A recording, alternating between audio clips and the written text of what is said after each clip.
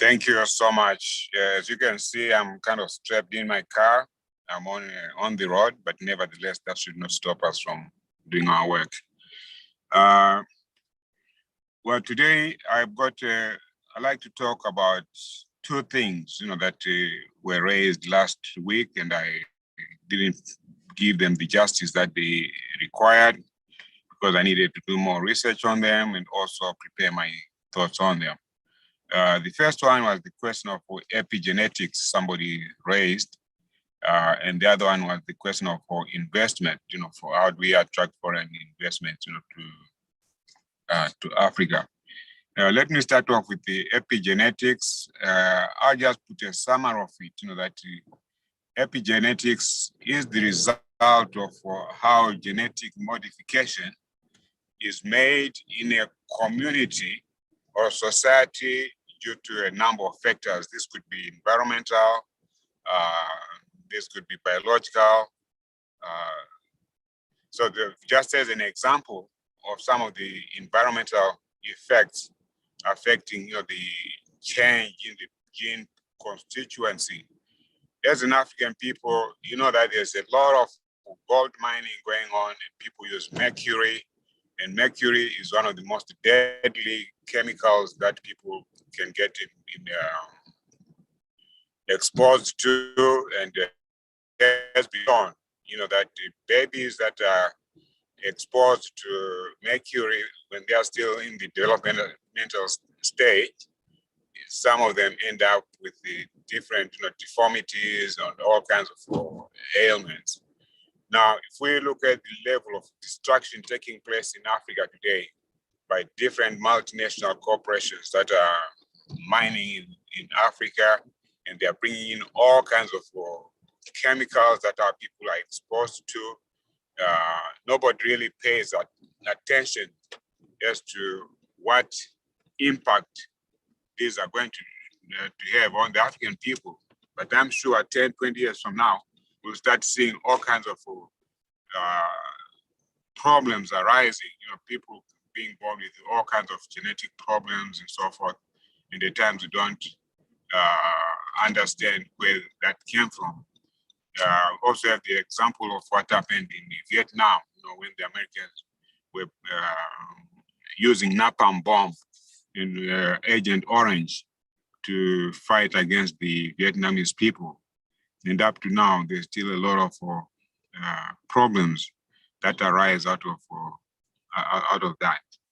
So this is just one example, for how epigenetics develops within a community due to environmental factors and so forth.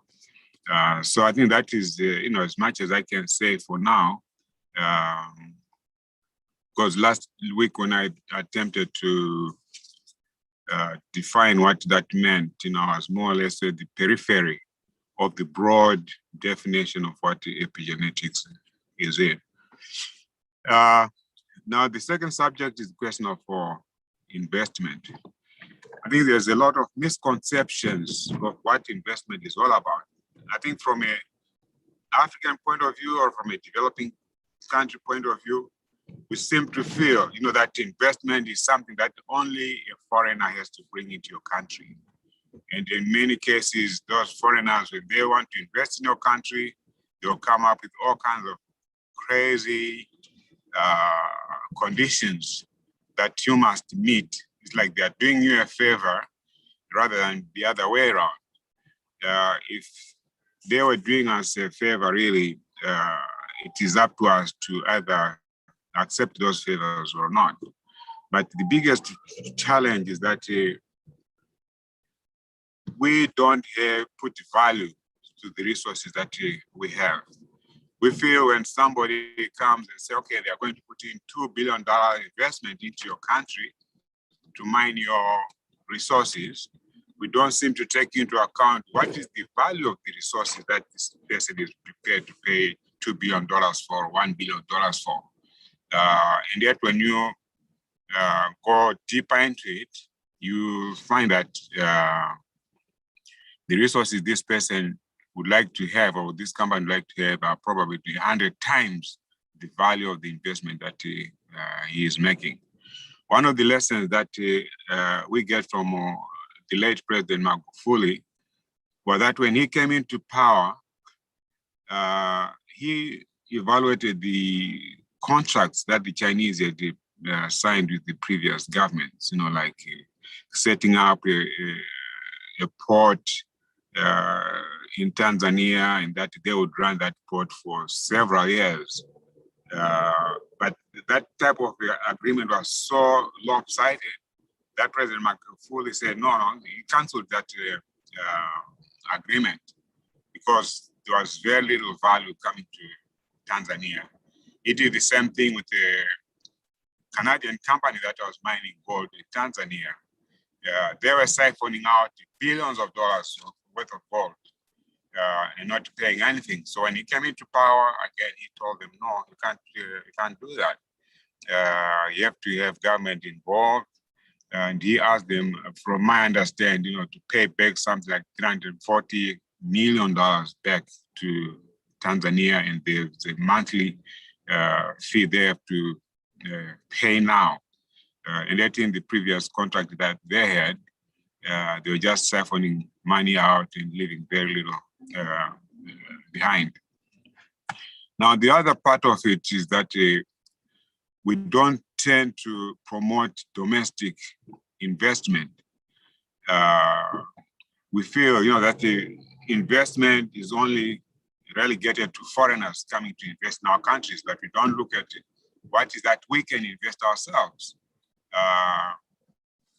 There are many sources of domestic investment one may look at. One may be looking at your family. You want to start a small project, or whatever project you have. You can look at your family members and see what resources you have and get something started. Local financial institutions. But the hurdle with the local financial institutions that they are very much centered on the collateral, which to me is not a functional concept for any developing country, because quite often people will come up with ideas, but they may not have the collateral, in terms of property and stuff like that, which hinders many domestic investment ideas or projects being realized because people don't have the collateral or security that the banks would want. But of late, some banks and some countries are now beginning to look at the viability of the project, as the basis, of lending money. And the other aspect is that we don't seem to put a value on the land that we have. If a foreign investor comes to your country and you say, he wants to invest, if you have a piece of land, if you put value to that piece of land, that should make up for your contribution, for your equity contribution in a project. But because we don't have, the title deeds, we don't have the land, surveyed and all that, so that tends to make most of our land become what we call dead capital. And yet, under the ground, there are so many resources, that are worth more than what the investors bringing in. I'll give you an example. For instance, in DRC, they say the mineral resources in DRC are worth like $30 trillion. And that is, DRC is regarded one of the poorest countries in the world. But how can it be such a poor country when all these multinationals are coming to siphon off all these minerals out of DRC? And I think one of the main reasons is that we are not putting value at the resources that we have, and we think that the foreigners are putting up, are coming to rescue us. The other final part, I would say, for those of you who have relatives in the diaspora, those could be also a source of investment for you. The only problem that I've seen happening, that you send your project to your uncle or sister in the diaspora, and you say, okay, I'll need, $1,000 to do this, and I'll pay you back the money or what have you. Then when the money comes, you don't use it for the project that you said you're going to use it on. You use it for something else. And when your sister visits you or brother visits you, say, hey, I sent you money to do this project, but what happened? Then you start telling all kinds of stories and so forth. So that ends up discouraging those people overseas or in the diaspora, who could be of assistance in the helping out in your project. So in summary, what I want to say is that we have to look at investment in its broadest terms, so that you've got both the domestic investment that can be done by the local people themselves. And actually, in order to attract foreign investment, you as local people must show that you have got confidence in your own economy, that you are putting in some money, you are investing. You can't ask someone from outside, to come and invest in your country when you yourself don't show the confidence, that it makes sense to invest in your own country. So with this, that's what I have for you today. If you have any questions and so forth, I'll be glad to expand on them or give you some additional information if they require such. But otherwise, I would like again to give my condolences to the people of Tanzania for the loss of their great leader. And I call this the conspiracy of death, in the sense that all of our leaders who try to clear the path for our liberation end up dying. To start off with Marcus Garvey, Malcolm X, Franz Fanon, Kwame Nkrumah, Thomas Sankara, Patrice Lumumba.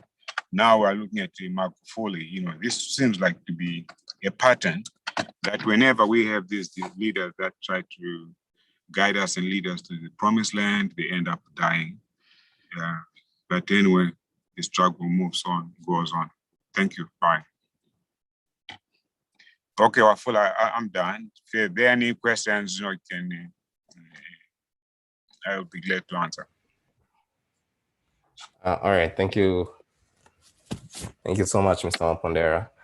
Okay. Yeah, so like Mr. Mpondera said, if you have any questions, you can go ahead and type them out on the chat section. Then we'll try to get to them before the end of the call. Then I think in the meantime, we can start taking reports, country reports from our members. So first up, we have Amara Jones from Sierra Leone.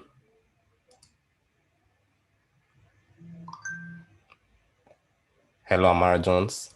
Yeah, good day, good day. Hello, good afternoon. Go ahead, we can hear you. Yeah, this is Ambassador Amara Jones from Sierra Leone.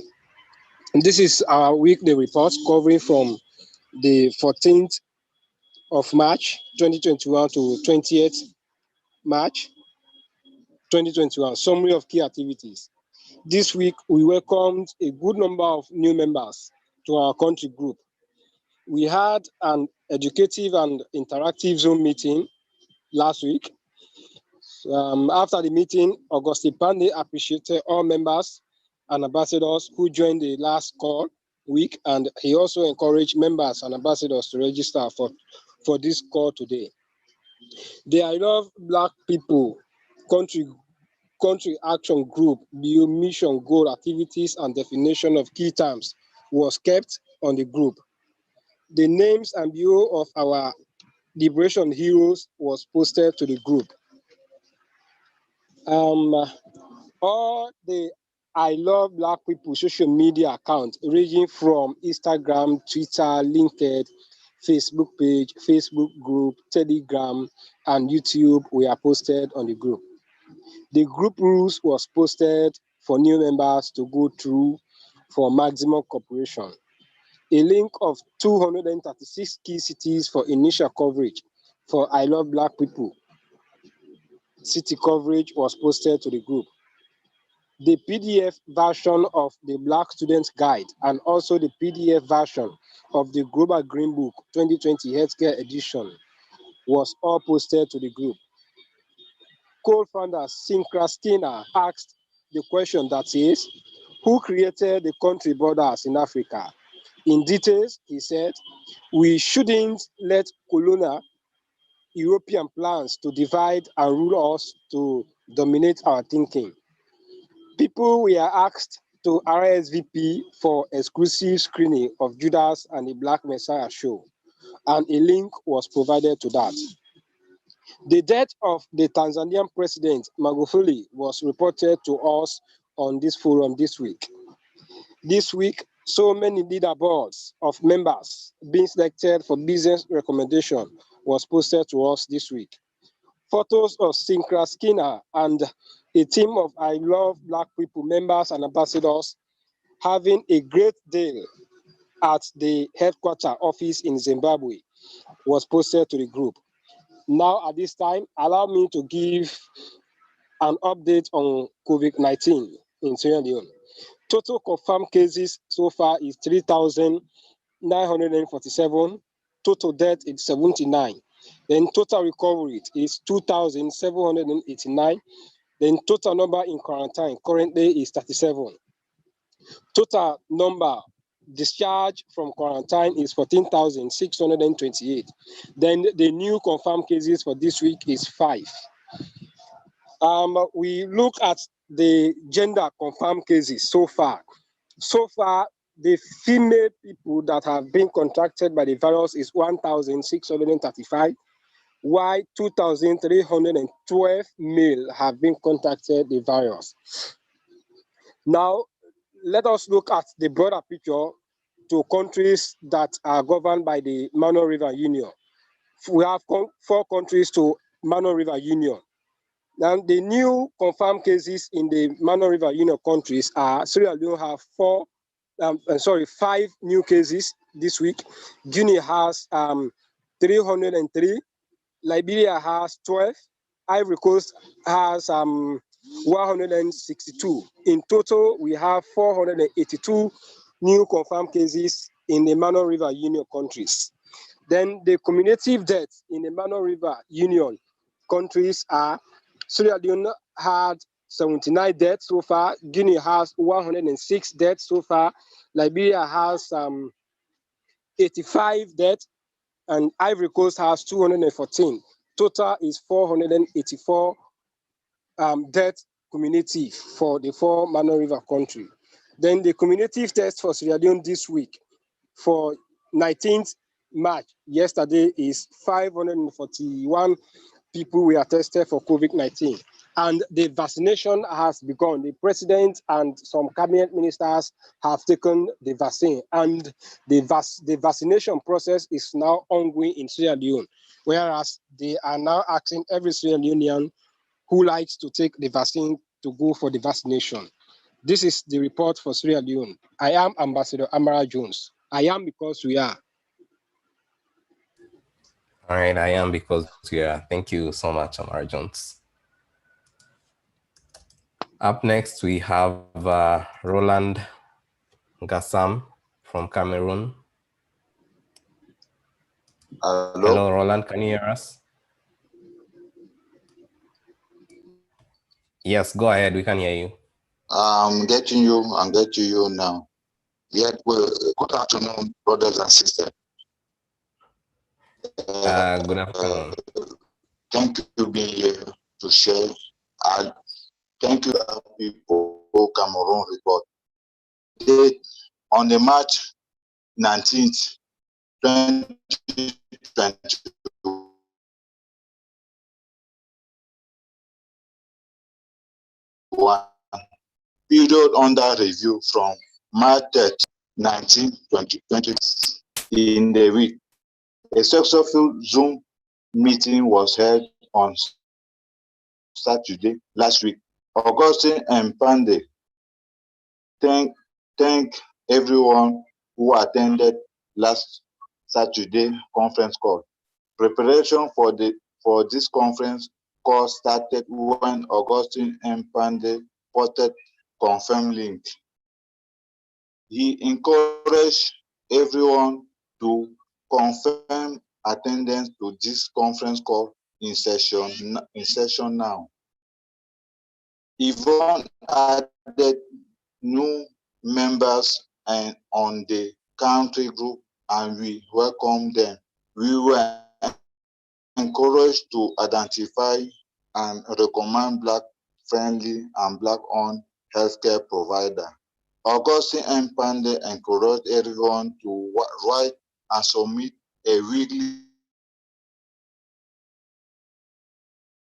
report. Now, COVID-19 update in Cameroon.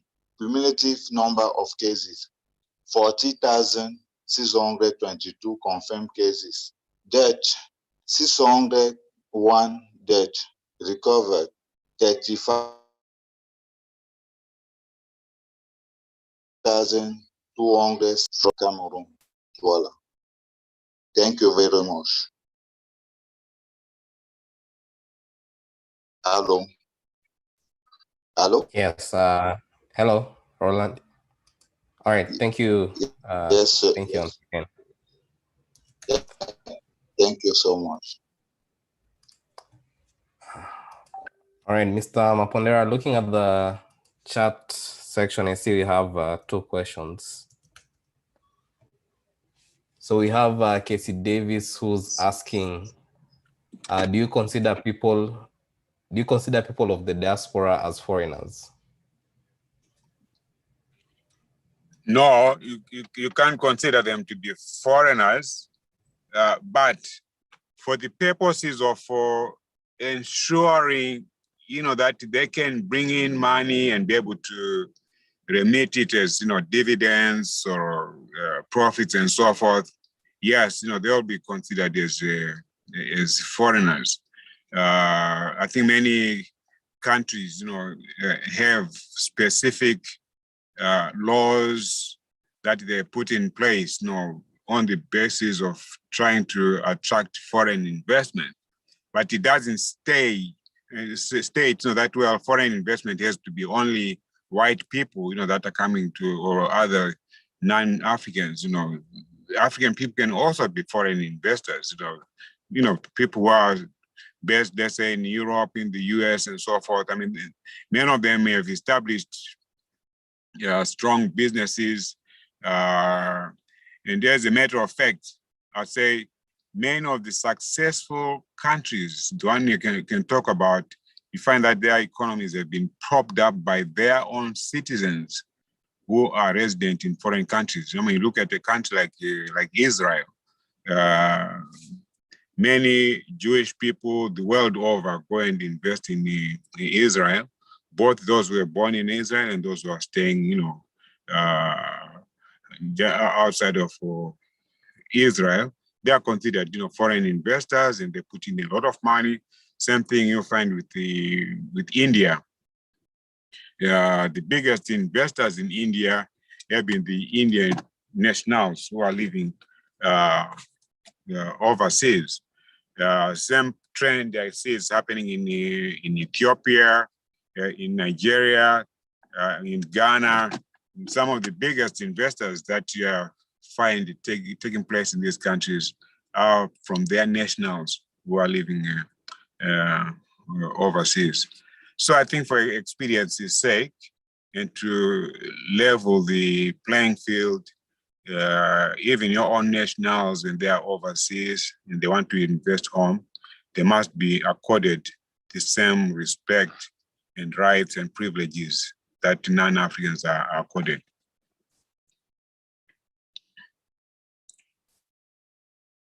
I hope that answers your question. Yeah.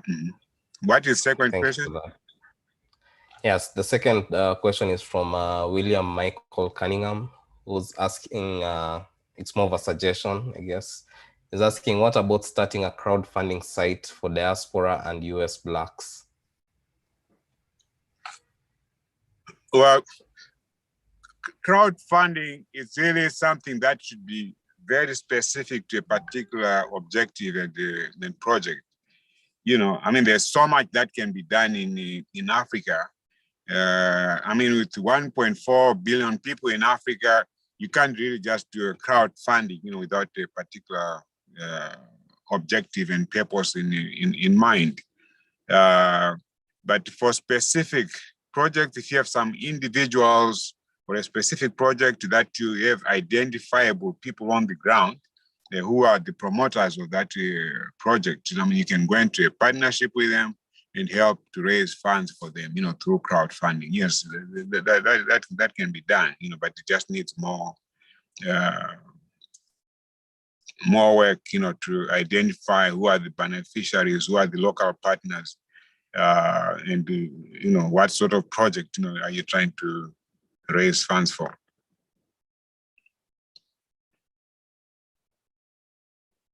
All right, thank you. I see those were the only 2 questions posted on the group. Yeah, okay, no, that's good. All right, so before we switch off to Akua for the Pan-African Healthcare class, I just wanted to share this link regarding the movie screening we'll be having next weekend. That's on 27th of March. We have a page on our website that's being used to collect RSVPs for those people who will be interested in attending. So we're really hoping to be able to use our platform in terms of people sharing this link with their friends and families, so that we have more people than just our current membership join the call. So if you know anyone who might be interested in enjoying the screening next week for Judas and the Black Messiah, you can go ahead and share the link that I just posted on the chat section. And yeah, hopefully next week we're going to have a considerable number of people joining the screening. And if you do have any questions again about it, you can send out an email to info@iloveblackpeople.com. Then we're going to go ahead and have our final speaker for the day. That's Derry Anthony from Ghana.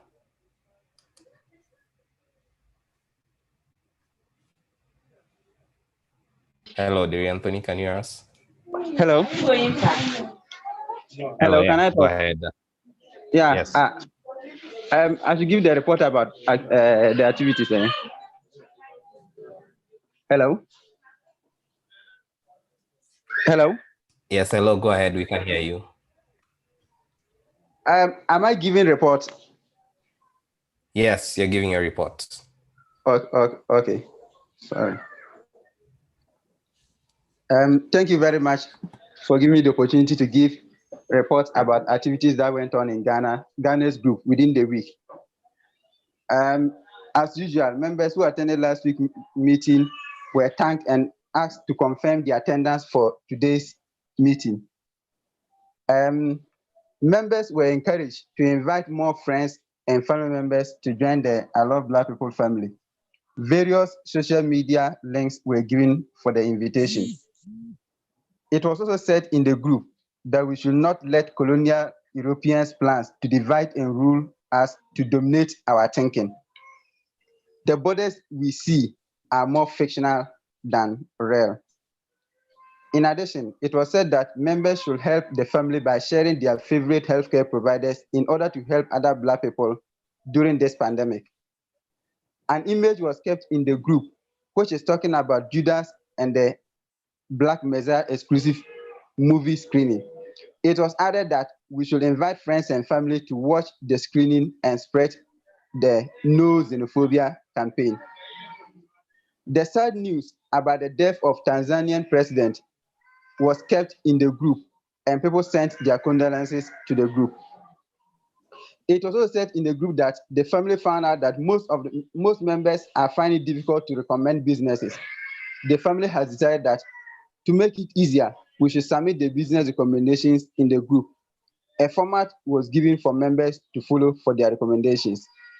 Names of members who have been promoted to become ambassadors were kept in the group with their country of origin.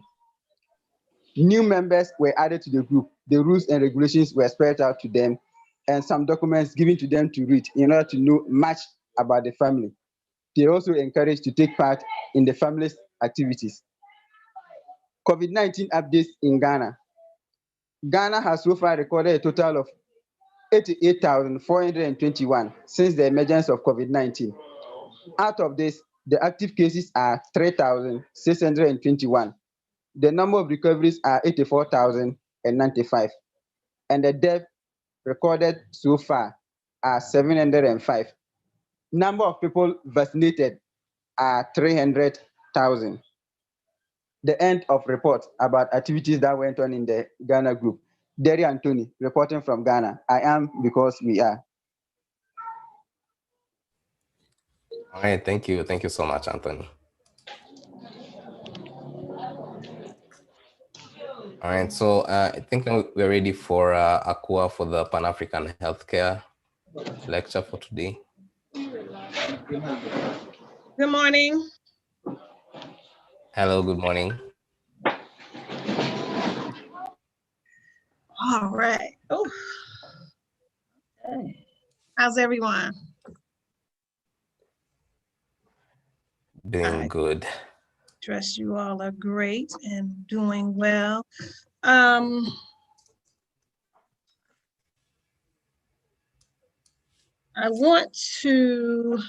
hope that everyone has completed, or not completed, received the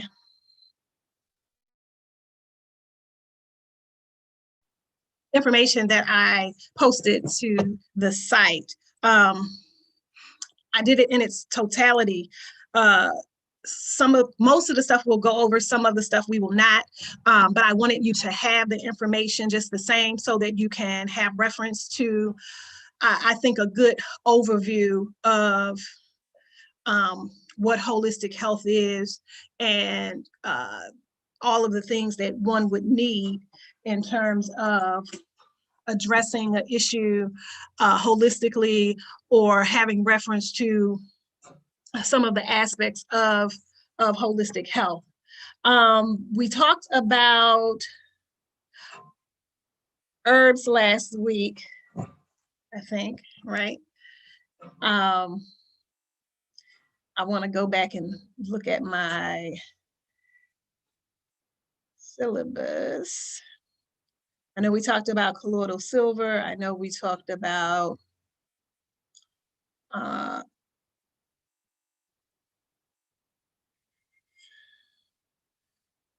okay, I just wanted to have it in front of me. So this is week 3. And so today we will talk about homeopathy, give you an overview of what homeopathic medicine is. We'll also talk about essential oils, as well as flower remedies or flower essences.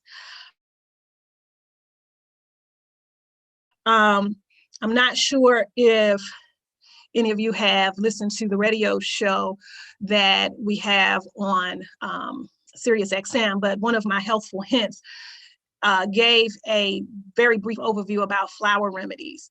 And we'll talk a little more in detail about that today. So if you have the packet, what we would be going from is there is a handout that has 10 common homeopathic medicines listed at the top, and then those subsequent pages. So there'll be, I think it's even yellow in color, a handout on essential oils, and then there is a maybe 5 or 6 page handout on flower remedies. And so that's what we will discuss today. These are things that I consider the maybe the uncommon things or aspects of holistic healing that not everyone is aware of.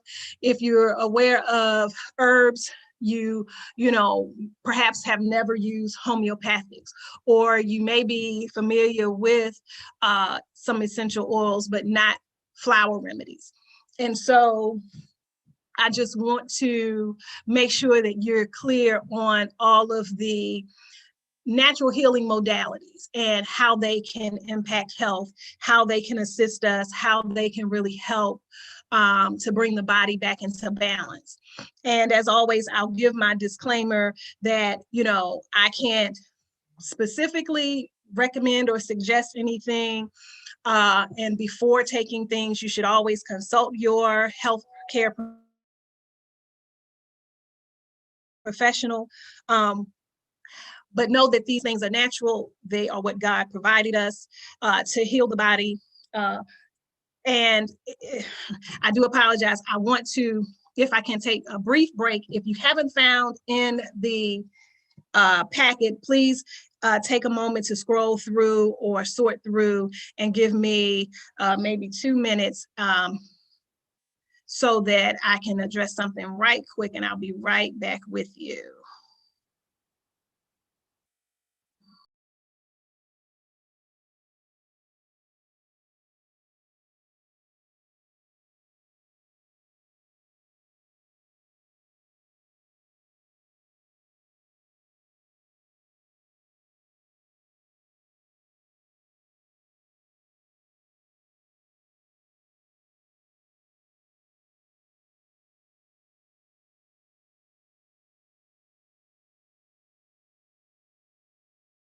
Anything from natural disasters to pandemics, it is that Black people are disproportionately negatively affected by abrupt changes in society. I Love Black People is a global movement using technology to protect Black people from racism and xenophobia. Our goal is to make sure that no matter where a Black person goes, they will be treated with dignity and respect. We focus on 8 essential categories that are important in human activities: health, legal, food, accommodation, beauty, education, childcare, and transportation. You have the power to change the lives of millions of our brothers and sisters worldwide by becoming an I Love Black People member or an ambassador and recommending Black-owned and Black-friendly businesses. To learn more and get involved, visit iloveblackpeople.com. I am because we are. If we've learned anything from natural disasters to pandemics, it is that Black people are disproportionately negatively affected by abrupt changes in society.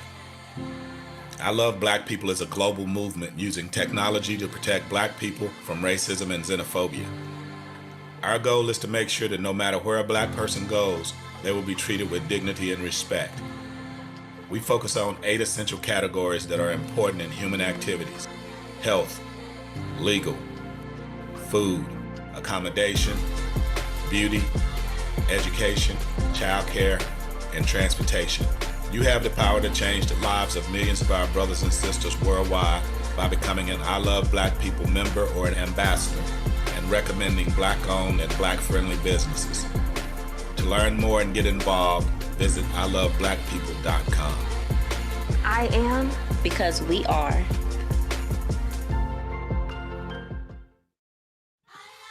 If we've learned anything from natural disasters to pandemics, it is that Black people are disproportionately negatively affected by abrupt changes in society. I Love Black People is a global movement using technology to protect Black people from racism and xenophobia. Our goal is to make sure that no matter where a Black person goes, they will be treated with dignity and respect. We focus on 8 essential categories that are important in human activities: health, legal, food, accommodation, beauty, education, childcare, and transportation. You have the power to change the lives of millions of our brothers and sisters worldwide by becoming an I Love Black People member or an ambassador and recommending Black-owned and Black-friendly businesses. To learn more and get involved, visit iloveblackpeople.com. I am because we are.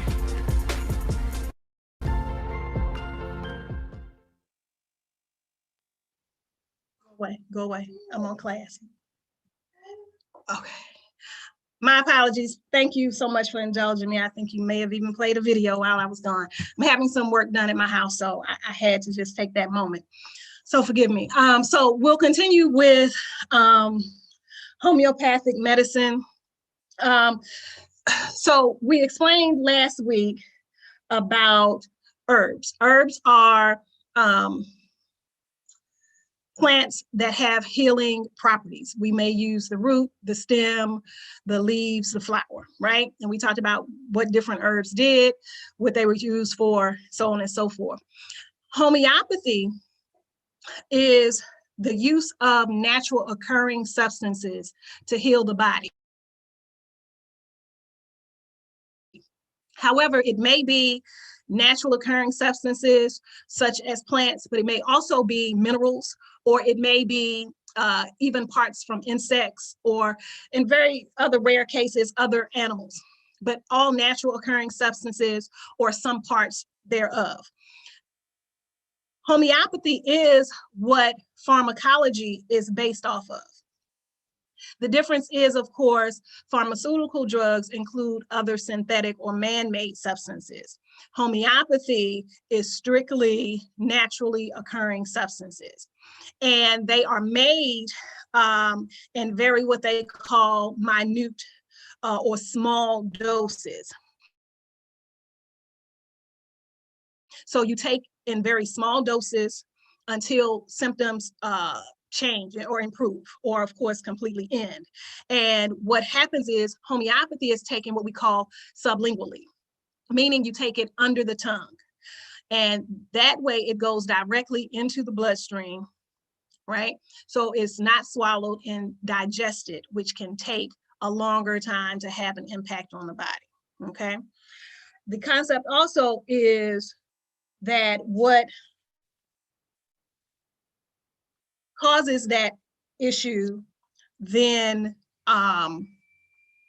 cures that issue. So like cures like, okay? And so let me just, let me see, are we in the chat?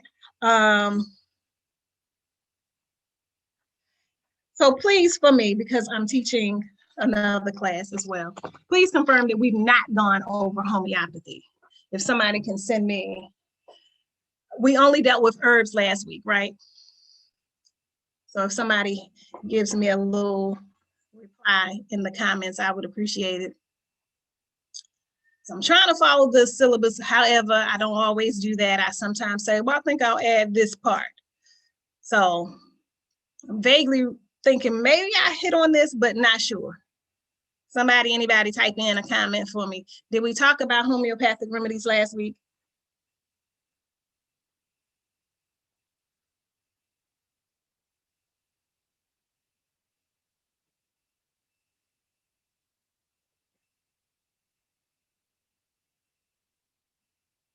Okay, so no response. So I'm gonna keep talking, right? And so one of the remedies,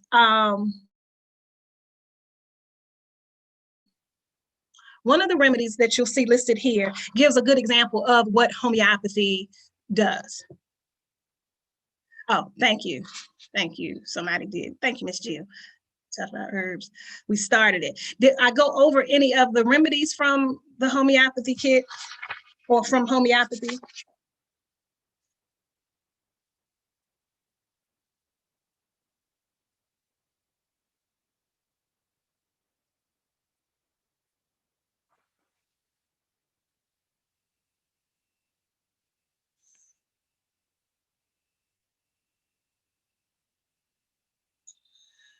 So, okay, not getting a response from that, but the list is here.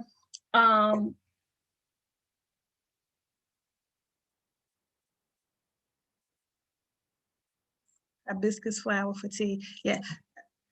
Okay, I've gotten just a couple of responses. I think that I discussed that. So what I will do, and if you have any questions, I went over a few. So then I probably did go through this list. I maybe didn't go through all of them. The main thing is there are hundreds of, maybe even thousands of homeopathic remedies, just as with herbs. So just as we know that herbs from all over the planet, there are thousands or maybe millions, there are a lot of different homeopathic remedies. There are books and specific research that point to all of the various homeopathic remedies. So, you know, it's not necessary that I go through the list. This is just sort of some of the top 10 common ones that people most often use. But I think it's just important to know that this is an option. Probably worth noting is why one would choose homeopathy over herbology. Homeopathic remedies, because they do get more quickly absorbed into the body, is an option for more acute issues. Even though I'm an herbalist, I say this often, my children have always taken to homeopathic remedies much better than even herbs. I think it's much easier to administer to infants, to toddlers, to seniors, that sort of thing. So that's one reason for doing homeopathy as opposed to herbs. Also, if it is an acute issue, like I mentioned, it can give a quicker response. So that may be an option to do homeopathy as opposed to infusing herbs and making a tea or making a tincture, which takes weeks and that sort of thing. It's just that homeopathy has to be a little more carefully administered because there's some kind of preparations. For example, you have to wait 30 minutes after eating or brushing your teeth or drinking anything other than water. So you have to make sure you have what's called a clean mouth. So that sometimes can throw people off depending on what your schedule is like and depending on whether you have the time to kind of schedule out when you're taking in food and when you're taking in your medicine. Also, because a lot of other medicines are required that you take it, even vitamins and minerals, it's best to take with food. You know, otherwise you may get a little queasy or lightheaded or that sort of thing. Minerals in particular cause that. However, homeopathy is just the opposite. You want to do it away from food, or like I said, with a clean mouth where there's not been any toothbrushing or eating, and you want to do mint-free toothpaste. You don't want to use like peppermints as your breath mints or what have you that you keep in your mouth, because the mint is overpowering and that diminishes the efficacy of the homeopathic remedies. So let's move on to essential oils. I was feeling like I talked about this. Did I talk about essential oils? I may be ahead of myself or behind, I don't know. Essential oils, I often use essential oils. I feel like I talked about essential oils at one point. I don't know if we went into this handout specifically, but this handout talks about essential oils and their uses. Basically, essential oils can be used topically, in baths, in skin preparations, compresses, that sort of thing. Thank you. And so then, okay, good. I got confirmation that I didn't talk about essential oils. So let me back up. Essential oils are the oils from the flowering parts of various plants. So what we're talking about is a whole distillation process, a vapor distilling process that pulls the oils from certain flowering parts of plants. And that concentrated fluid is used to heal the body, whether emotions, where we are using it in a diffuser and enjoying the aroma and the healing benefits of that aroma, or whether we're putting it in a bath and getting the essence of the oils through the hot water in a foot bath or a full body bath, or whether we're putting it in a powder. One of my favorite things to make is a body powder, because we know that talc is bad for us. Talc causes all sorts of respiratory issues. Talcum powder that we typically give babies.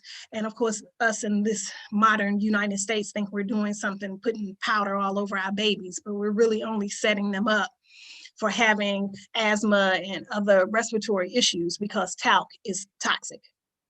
So there's a way to make body powder where it is white clay and arrowroot.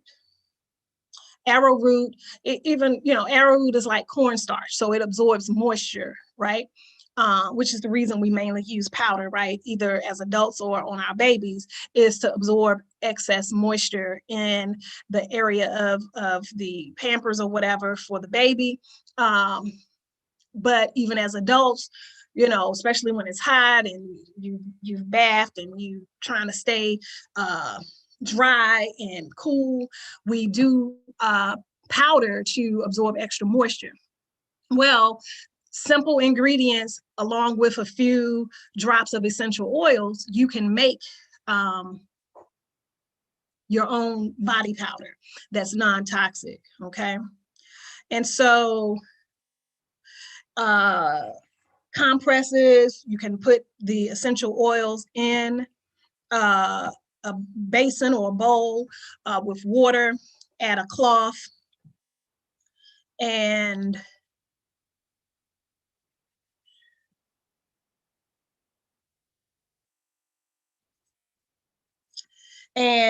wring that out and then add that compress onto the body, right? So there are different ways to use essential oils. What we also should mention is that essential oils have to be diluted. You would not put the actual essential oil directly on the body, right? So you usually will dilute it in water if you're taking a bath, or you will add it to what's called a carrier oil, where you will dilute it that way. So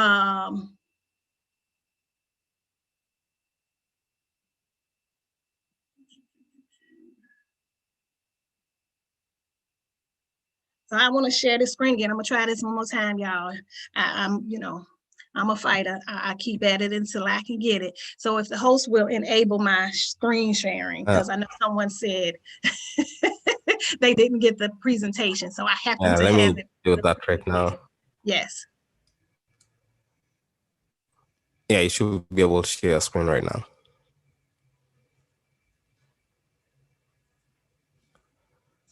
Okay, I think we got it. So, are we seeing how aromatherapy works? The physiological effects of fragrance. I think we should see that, right? Yes, we see that. Thank you so much. So it's listed here, again, what I'm talking about in terms of safety. You always dilute it. You will not put essential oils directly on your skin. Keep it away from your eyes. To certain oils, especially like peppermint or eucalyptus that have a very strong aroma, they also have a very strong reaction to your skin and eyes. So all of these things, you just want to make sure you dilute it. Usually essential oils are not used internally unless you have a food grade or therapeutic grade of essential oils. It'll usually be from a reputable company like here in the US, there's Young Living is the brand name. There's doTERRA, and probably a couple of others. That's if you are planning to use essential oils internally. And usually when you use them internally, you're encapsulating them. So you're putting them in an empty gel cap, not a gel cap, a vegetable cap, because gelatin, for those of us who don't consume pork, you would get a vegetable-based or a vegan or vegetarian capsule, and you would put the drops in there.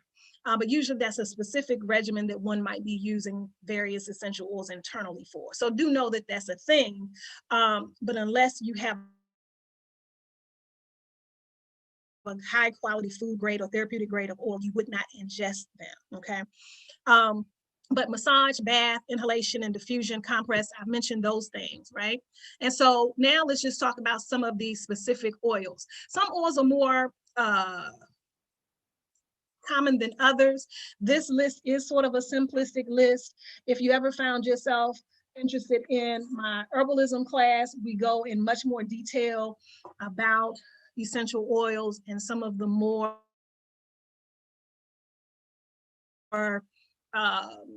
uncommon essential oils, but these are very easy to find. They're very popular and very effective. So lavender, highly popular herb and essential oil, but this helps regulate the nervous system, reduces hypertension, headaches, migraines, palpitations, nervous system, nervous tension, irritability, and anxiety.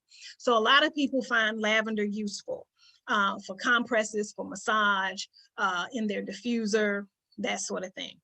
Orange is another one, and there are many citrus oils in general, but orange is very specific. Even bergamot that's beneath it is in the orange family. But orange is an antidepressant, so it's very uplifting. It's sort of a cheery, bright, uplifting kind of oil or fragrance.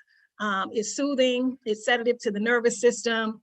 It's good for children, good for insomnia, nervous tension, anxiety, and promotes emotional balance.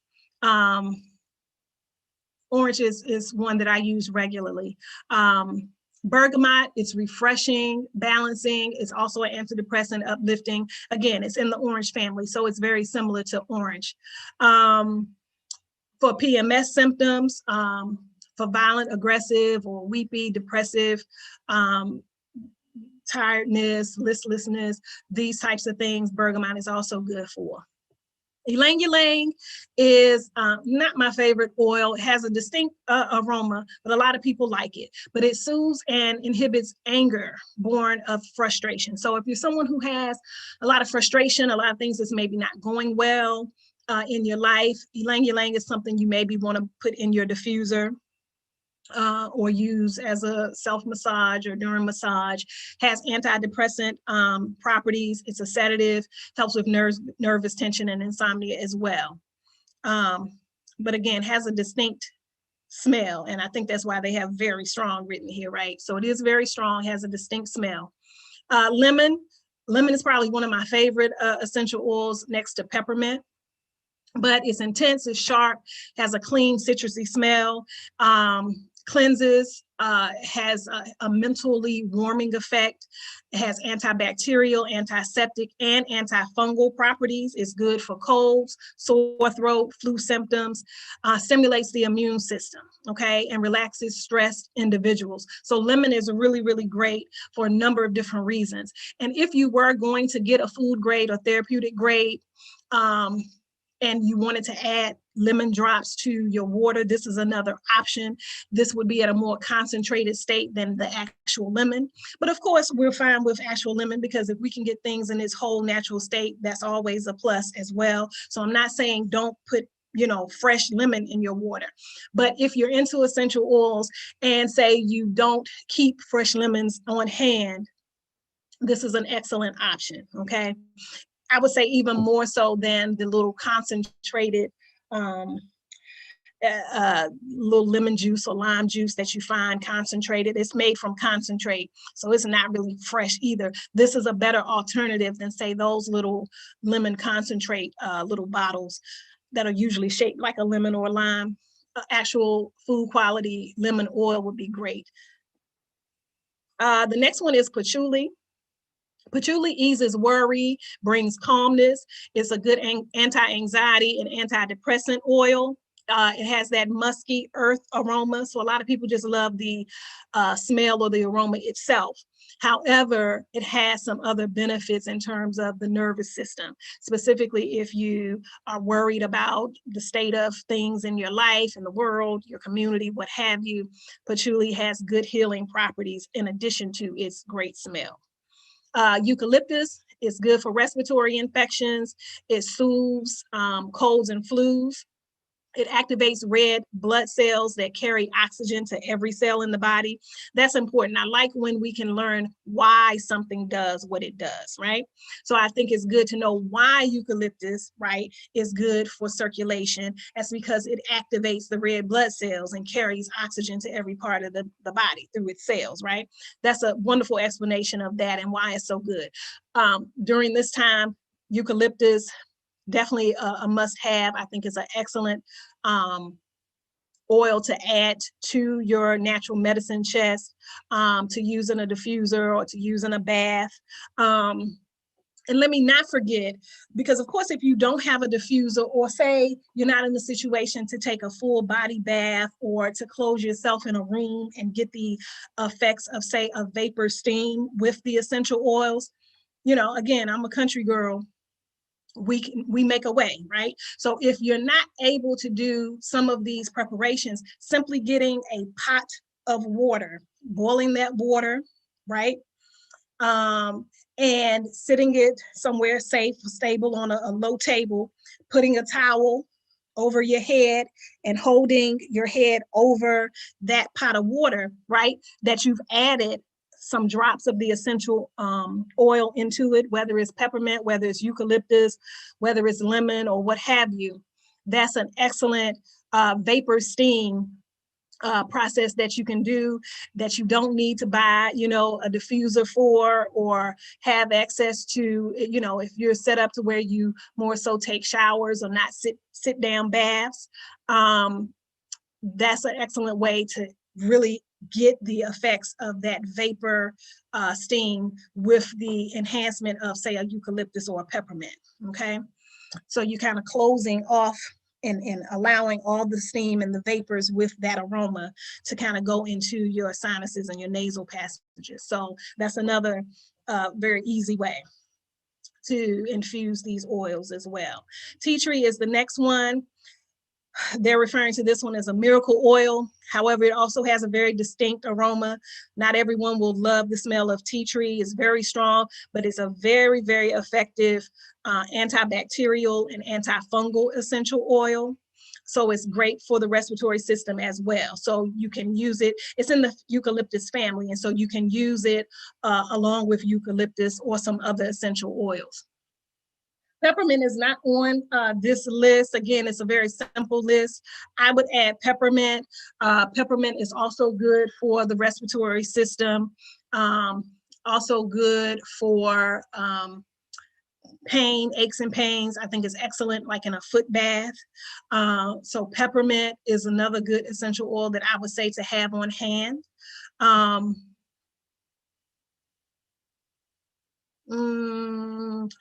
I also like clove. I think clove oil is a good idea to have on hand as well. Not on the list either, but clove is really good for any sort of toothaches, or if there is a abscess or something in the mouth, a cold,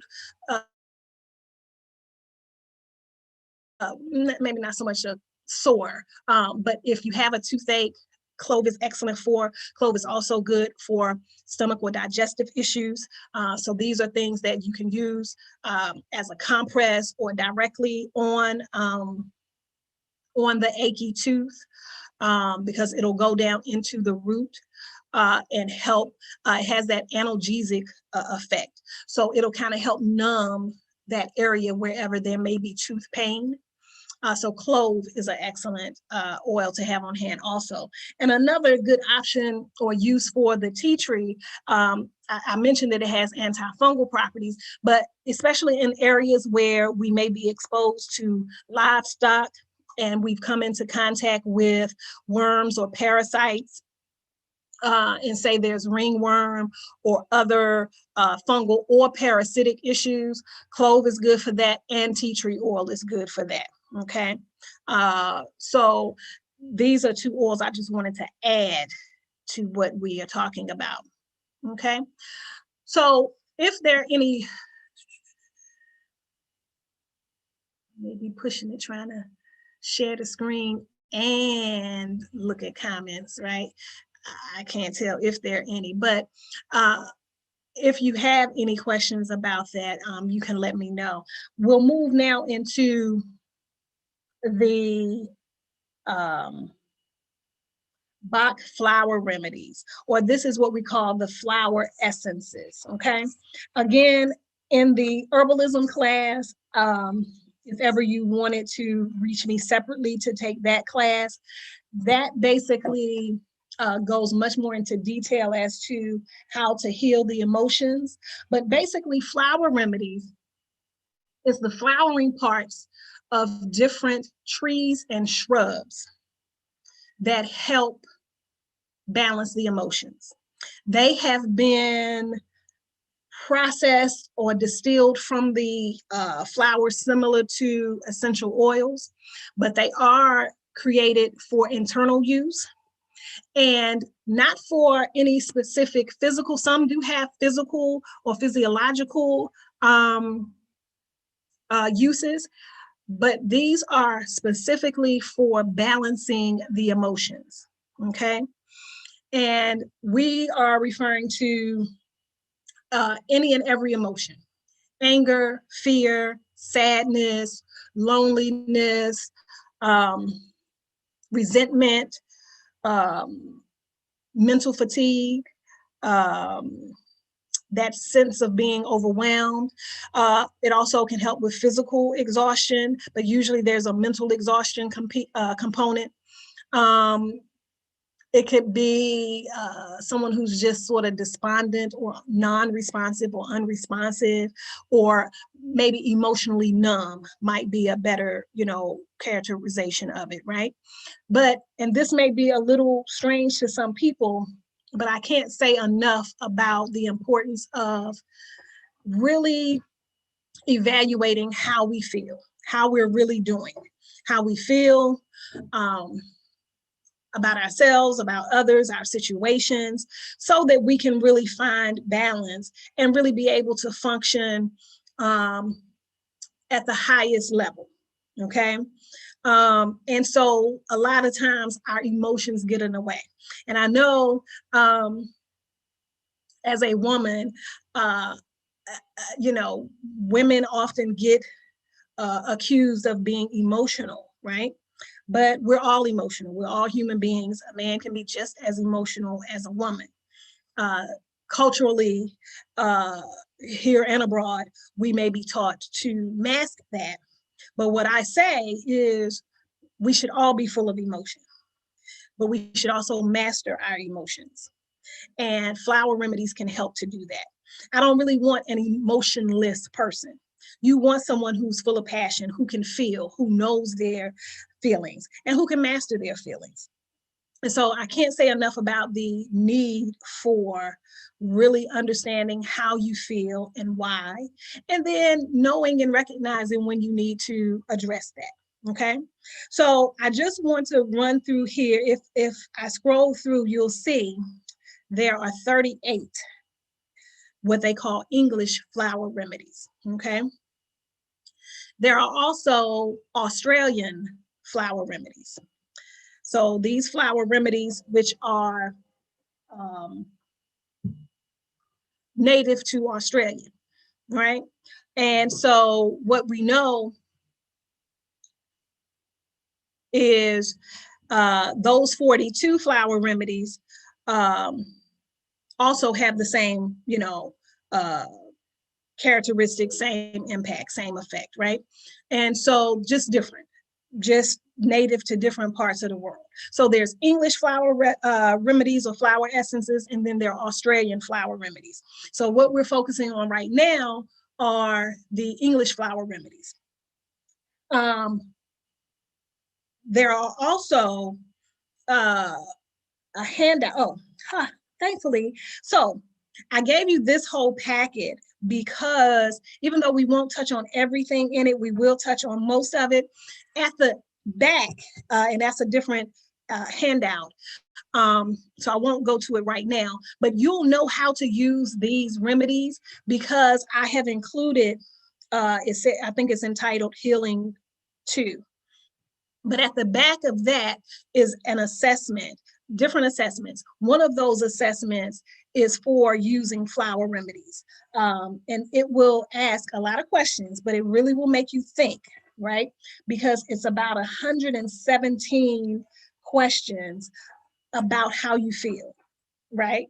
Probably more thinking about your emotions than you maybe would want to do, right? But it's necessary.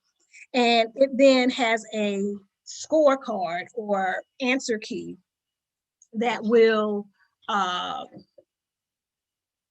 help you determine which flower remedies that you need. So what I'll do though today is just point out some of the more common ones that I think are of great benefit. And if I can go down to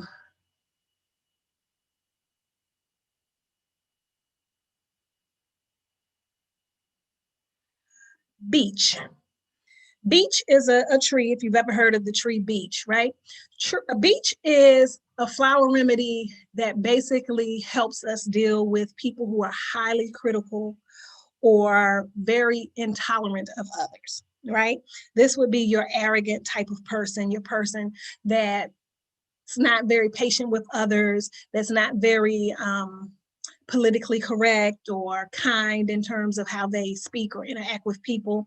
If you're around someone like that at your job or in your family or in situations that you maybe can't avoid, you may need to take some beech, right? To tolerate them, but also they need beech so that they can be kinder and gentler and more accepting of others, okay?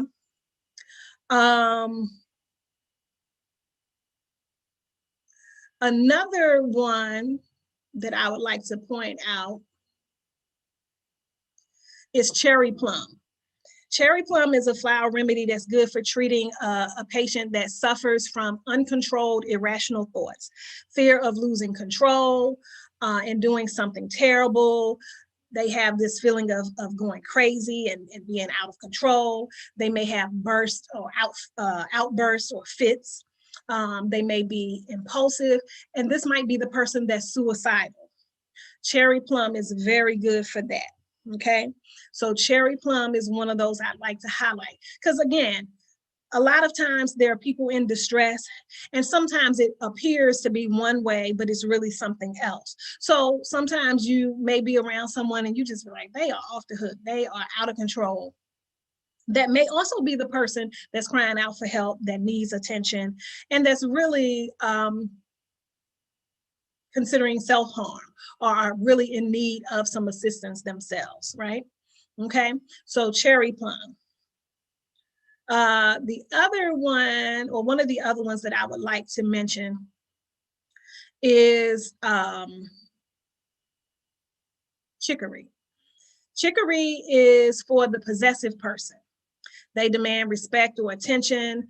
You know, they're more self-centered, you know, they're selfish. They want others to conform to their standards. Usually these are very judgmental types. These are the martyr types. These are the people like, you know, oh, you know, they fall on the sword and act like, oh, woe is me. I just do so much for everybody. And, you know, they want that attention. And these might be your manipulators, the people who feel like everything happens to them. No one does anything for them. Everything just happens to them, right?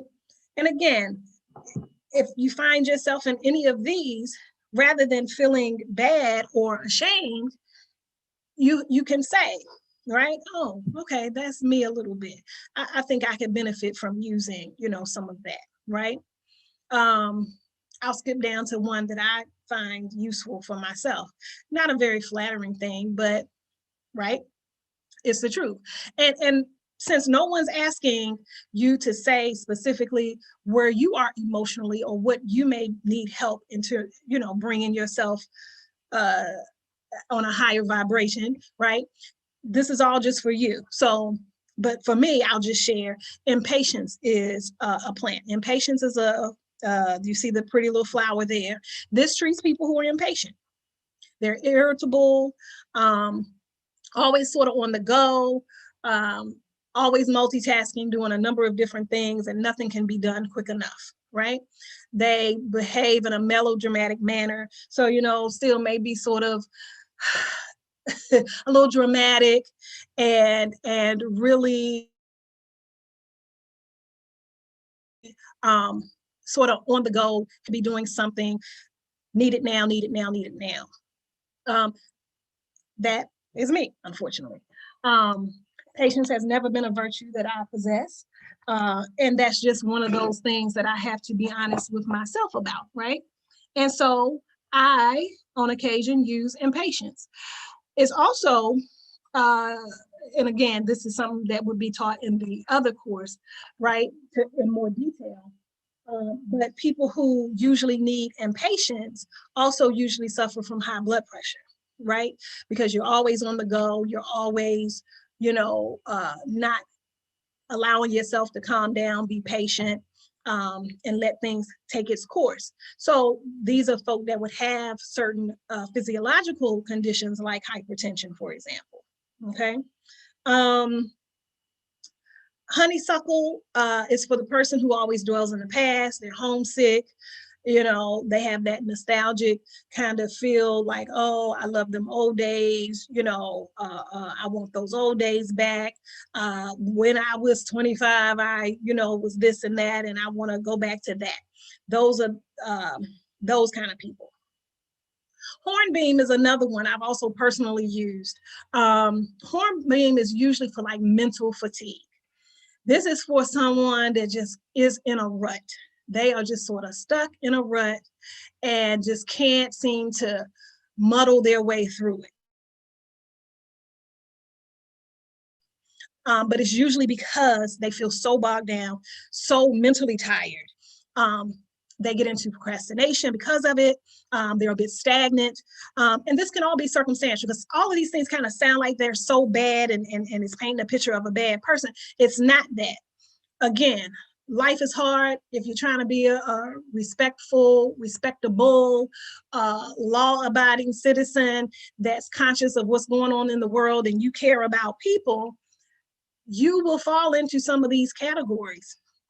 All of us will fall into any number of these categories at different points in times for different reasons. I personally use Hornbeam after the birth of my first child. I was overwhelmed. I had put so much effort into, or the thought and preparation into the pregnancy itself and even the delivery, right? But when she was here, it was just overwhelming. It was just like, oh, wow, this life, this being that God has blessed me with is here. And oh my gosh, I'm completely responsible for her. And it was overwhelming. Mentally, I was tired. Of course, physically, I was tired. I labored for 26 hours, right? And I had a home birth. And, so no drugs, no medications, no procedure to deliver her. I labored and suffered for 26 whole hours. And so afterwards, that took a toll on my emotional and my physical well-being. Hornbeam was one of those flower remedies that I took. Elm was another one. Okay, a lot of us have heard of the elm tree, right? Elm treats people who are temporarily overcome by inadequacy or responsibility. So again, I had an overwhelming sense of responsibility. I just couldn't kind of get back to normal. I couldn't kind of get back to all that I thought I knew and was prepared for, that sort of thing. So elm was another one that I used at that time. And while I'm giving you my personal example here, I just go to the others. And I also use oak and olive, okay? Oh no, wait, was it oak? I know it was olive. So olive treats those who are drained of energy, physically fatigued. You have a bunch of tasks, you have multiple tasks and things to do. I think I did use oak too. Oak, as you see, it treats brave, determined types who struggle, in an illness or against diversity, never resting. So, again, that's just my character.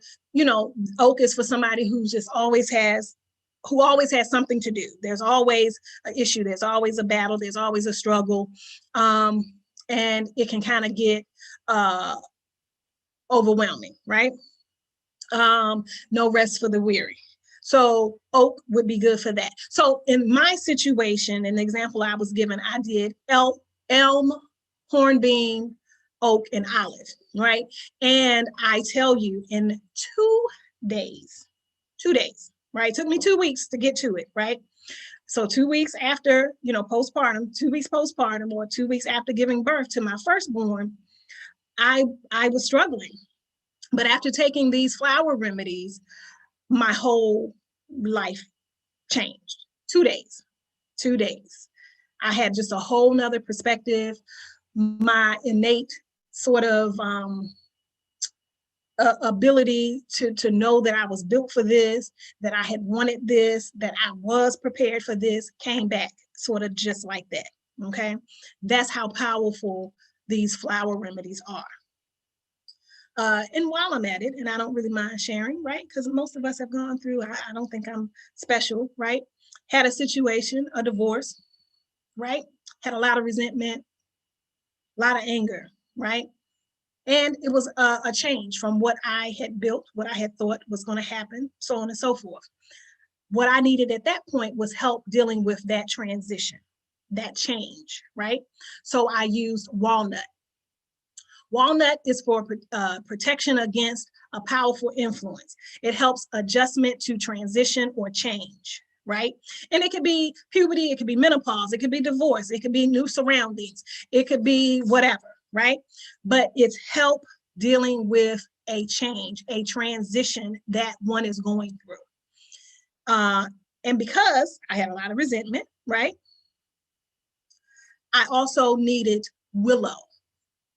Willow is for people who experience resentment and bitterness, right? Who has the whole "it's not fair" kind of self-talk or outward talk, right? It's not fair, it's not right, he did me wrong, this was, blah, blah, blah, whatever, poor me attitude. And that took about 2 weeks for me to be better, right? But indeed, once again, it truly, truly helped me adjust and then accept. It's like, okay, I'm not experiencing anything that, any number of other people haven't experienced. And this too shall pass. But if we get stuck on our emotions, it's hard to get over that or to get past that and to really be able to balance out the emotions, sit them to the side, and still go forth with what you have in front of you, okay? So didn't really plan on that, but I think that's just as good as any way of highlighting certain flower remedies. But feel free to scroll through your package. There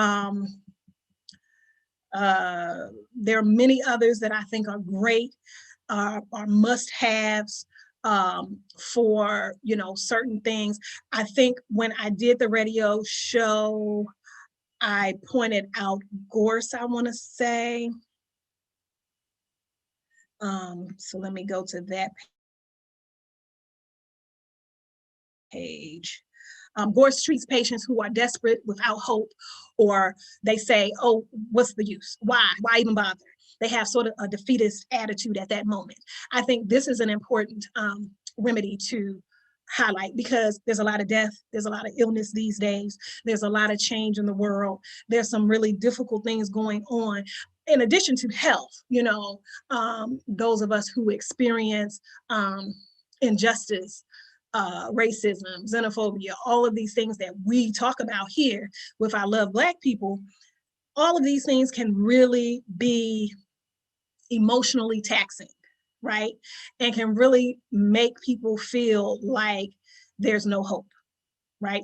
Gorse is excellent for that, okay? So those are the ones that I want to highlight. And what I want to do now, I'm going to read. Okay.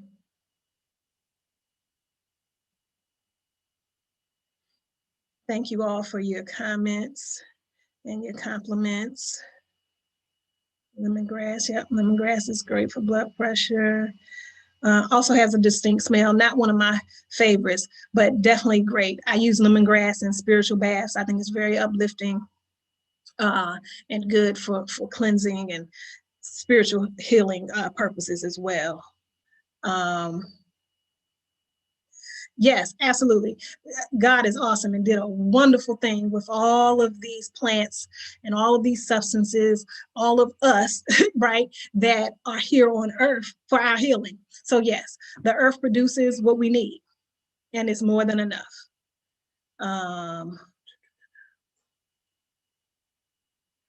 So in terms of administering, and I appreciate that question, someone asked how to administer these plants. So if we're talking about the flower essences, these are very similar to the homeopathics. Most homeopathic remedies you'll find in tablet or capsule form. And you, of course, will put those tablets or pellets underneath your tongue. However, most of the flower essences will still be under the tongue or taken sublingually, but you'll find those in liquid form. And they usually come in a dropper bottle, and you would just put, it only takes maybe 3, 4, 5 drops under the tongue. You would hold it in the mouth, let it absorb into the mucus lining or the mucus membranes in the mouth. And that's how they're administered. Flower remedies, I usually take in a heightened situation where I feel like I need to, address whatever emotional, distress I'm going through. I'll usually take the flower remedies twice a day. So again, I may just drop 3 to 5 drops under my tongue twice a day. And just that small amount, just that, those couple of times, that's all you need.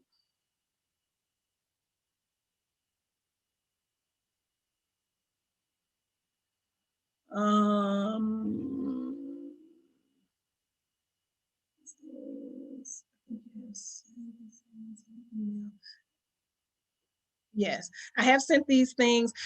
Initially from the first class, I sent these things to people who sent me the email, but then I also posted them in the WhatsApp group.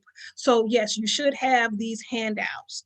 But I'll try to always share the screen when I'm referring specifically to a handout. But yes, I hope that you all have these things. Okay, just reading through. Welcome everyone that joined us late. I appreciate you. I'm glad you joined us. Tanzania, Liberia, Sierra Leone.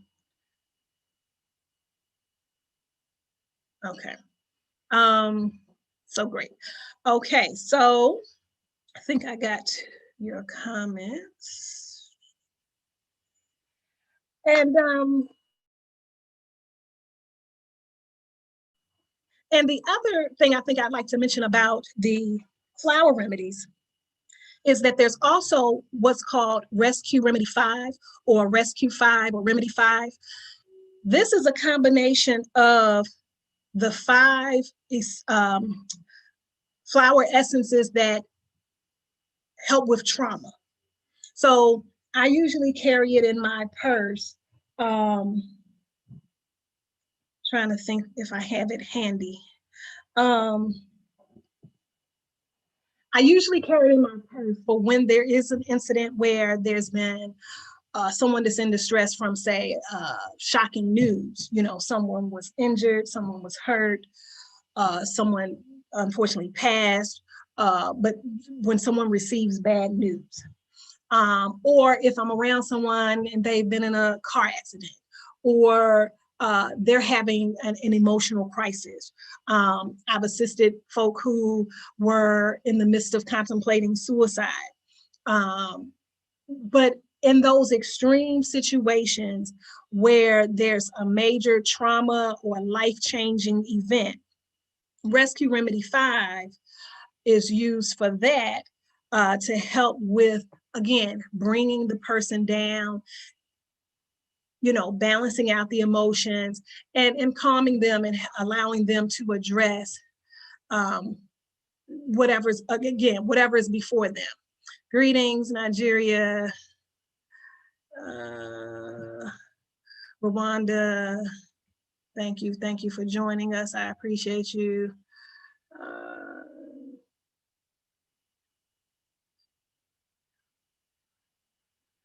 Okay. Great, if you can join us next time. I know some people had some connection issues and had to leave out early. Thank you, thank you. Okay. Okay, there were some added comments. I just wanted to make sure I got those. So again, if, for example, you're unable to go through and say, try any of these individual remedies, Rescue Remedy 5 is also just a good one to have on hand. There's also a company that makes what they call a multi-flower remedy, where it's a little bit of each of the 38 remedies. And that's good for if you just know that things are fragile and frustrating at this time, and you know that you in fact need to have just sort of an overall balancing effect. A lot of times people will use the multi-flower remedy. So that's all of the 38 remedies. I don't know if they record this. I don't know. Perhaps the host can answer that in the chat. Someone's asking, they're saying they're at work and wanted to know if there was a recorded version. I must say, you know, I'm just here. So however the platform is set up, however, I'm personally not a fan of recording what I say, because I'm just not. Because for me, and it doesn't matter that you all are in various parts of the world, when I teach, I often give a bit of myself. Not all of it will be flattering. And, you know, sometimes people feel like it's maybe more information that should be shared. But again, I know just from being a healer for these 25 years or however long, I know that I'm more alike than different from everybody else. And I know that there are other things, there are things that people are going through that I've been through. So I'll often use myself as an example. With no shame, with no shame. However, I'm not a fan of things being recorded just because I feel like, you know, you get it. You get it why you get it when you're among me and my stories and all of that. But I understand that for the purpose of going back and getting the information, I understand the nature of the question. But yeah, I'm not a fan of recording. So yeah, some sections are published. Okay, great, thank you. Yes, much love from Ghana. It is the only country in Africa that I have visited. I'm gonna get to some other parts, but I got so much that I do in Ghana. I just keep going back, right? So yes, thank you, much love to Ghana from me. So thank you for that message. But again, the flower remedies, excellent. I can't say enough about them.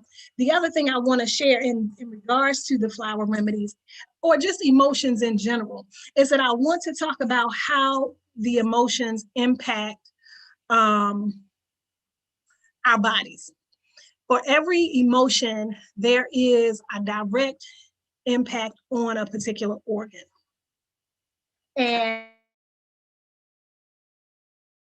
And so even if you don't feel like, this is not really, you know, that important, I'm not really having any, you know, emotional issues, I'm pretty, you know, level and calm, and I'm not really needing these things. Or what also happens with us is that we get into this thing of thinking, oh, I can handle it. You know, I'm good, I'm all right, I got this, I can handle it. Well, your body, you may think, and it's not to say that you're not mentally strong, and that, but sometimes we can't will everything away. You know, we just can't. And even if mentally you feel you can, let me just tell you that physically you cannot, because each of these emotions impact the body and its organs. So if you'll look here, the emotional effects on organs, right? So these emotions, they affect us And this is letting you know which emotions impact which organs. So if you're highly irritated all the time, or you have a lot of irritation or irritating moments, things that cause irritation, you're impacting your bladder. Okay. And so, again, with each of these, evaluate how you really feel. And if any of these emotions resonate with you, sit back and really take note, or start from today taking note. We do food diaries, right? We do dream journals, things like that. There's no reason that we shouldn't take account of our emotional well-being, and we do an emotion journal or an emotional diary, or however you want to phrase it, right? So sit and evaluate. How do I usually feel? Or if you're doing it on a daily basis, take note. How do I feel today? Am I happy? Am I full of joy? Am I worried? Am I sad? Am I feeling lonely? Am I resenting my decisions in life, right? Whatever it is, and whatever those predominant emotions are, evaluate how that's impacting your body. And you can also then say, well, you know what? I have been having some issues with urination, or I have been, have been feeling my heart racing, or I feel like my pulse and heart rate are always up, or, just these different things as we go down this list. If any of these feelings, you kind of feel on a regular basis or more often than you would like, really look at what organ that's affecting so that you can address that. Because the point of this is to get the information and to then know what to do and to then act on it, okay? So resentment, if you often have feelings of resentment, the gallbladder is impacted, right? If you're having feelings of being stuck, you feel like I can't get movement, I can't get traction, I feel like I just am stuck in this situation or this job or this whatever, that impacts the colon or the large intestines, okay? Feelings of being vulnerable, right? You feel like you're susceptible to different situations, or you feel like you're not protected, or you feel like you could be attacked at any moment, or you're vulnerable, or you feel exposed, those types of things. These feelings impact the small intestines, okay? And let me just back up and kind of say why I think this is so great and why I know that this is true. When you feel stuck, the reason that impacts the colon or the large intestines is because the colon is what is responsible for getting rid of, right, excess weight. Not weight, waste, could be weight also, but excess waste in the body. So if you have, say, constipation or irregular bowel movements, it's because, right, you're not taking in the right foods or waters or herbs, right, to push that stuff through. It's stuck in the colon, right? Just like you may be feeling stuck in a certain predicament, right? It makes total sense to me. If you're feeling vulnerable or feeling like you're exposed or open or exposed to different things, the small intestines is responsible for absorbing any nutrients or any beneficial ingredients to whatever you've eaten. It's where the good in foods is absorbed and then dispersed throughout the body, right? So the small intestines is a vulnerable, permeable organ. Its sole purpose is to take in, to be exposed to absorb the nutrients that you put into the body. So for me, these two examples are perfect examples of how these emotions correlate with these organs. They have digest here, and I was talking in the class, my other class last week. I don't think digest is a good word. What I would probably say here in terms of the emotion or the feeling would be acceptance. If you're maybe having problems accepting something, that usually impacts the stomach. And of course, it thereby would affect how you digest foods. But digestion is sort of a actual mechanical process. It's not really an emotion. So I don't really like, and again, I didn't create this handout, but rather than digest, to get better understanding of what you would feel or what the feeling is acceptance. So if you're having a hard time, one phrase I always say is, it's a hard pill to swallow, if you've ever heard that phrase, right? It's a hard pill to swallow, or it's hard to accept this, or I'm having trouble really understanding, or whatever. That impacts the stomach, and this is why a lot of times people say, oh, I'm just feeling sick to my stomach, or, oh, this is not sitting right with me, or I just feel sick, right? It's usually because you're having a hard time adjusting, accepting, what is happening, right? Anger. If you're full of anger, have a lot of anger, that impacts the liver, okay? Anger is really toxic, is really poison. Fortunately, the liver is very resilient.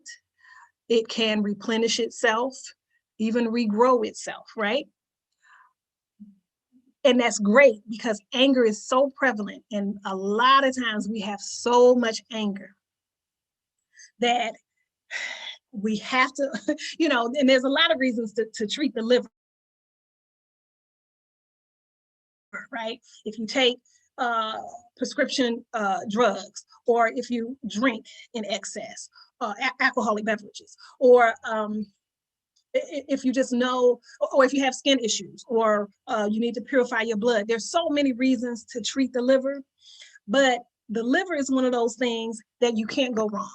If someone is coming to me and they say, I want to do a cleanse, a lot of times people are focusing on colon cleansing, but the liver, well, all the paths of elimination are important, but the liver becomes a major organ that must be addressed, because it takes such a hit, not only from what we put in our bodies, but how we feel. And a lot of times we harbor and hold a lot of anger.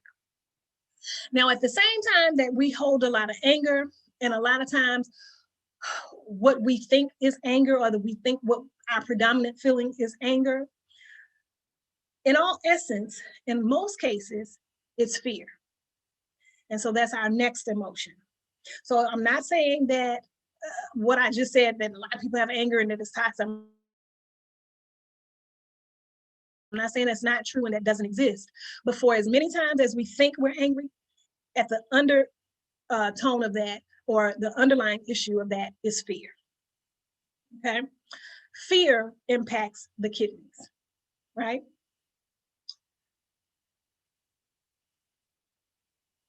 Stress can be so many things. Stress, feeling stressed. A lot of times people can't always verbalize that they feel stressed, right? But what we know is that a lot of people are in fact stressed. And whether you feel and can verbalize that you're stressed, your body may be stressed. So I often have to share that with people, and I have to say, listen, you may not in your mind think that you're stressed, but is your body stressed? Do you have a lot of aches and pains? Are you having issues or complications with your physical health that you've never had before? Are you having conditions that really don't make sense for your lifestyle or your diet, or, your diet, or what have you, right? So we can look to different things to give us indication of whether we're stressed. That's another one of those handouts or self-evaluation assessments that's in the packet. There's a stress checklist, and it gives you those examples of stress, or the areas in which you can be stressed, in these different categories that sometimes people don't think of, right? So, there could be physical stress, emotional stress, there could be spiritual stress, there could be relational stress in terms of your relationships with others, and then of course mental stress. So stress is not as simple as whatever. But what I have learned to do is I've learned to say when I'm stressed. I've learned to very quickly identify it so that I can address it. And what I've had to do, and you know, being a strong Black woman can get you killed. There's a Leone Mataka is a African born in America poet, right? Very, very talented mama. And I use this phrase all the time, but I wouldn't want to use it without referencing the source, right? But being a strong Black woman, or being just a strong person, period. And of course, we know just being a Black person can get you killed. But I'm saying that, and I'm making it sound a little more dramatic than, well, it's true. But for these purposes, I am saying it with that drama to just stress that we get into this thing of thinking, I can handle it, I can do all things, I'm every woman, I'm every man, I'm Superman, I can do all of these things.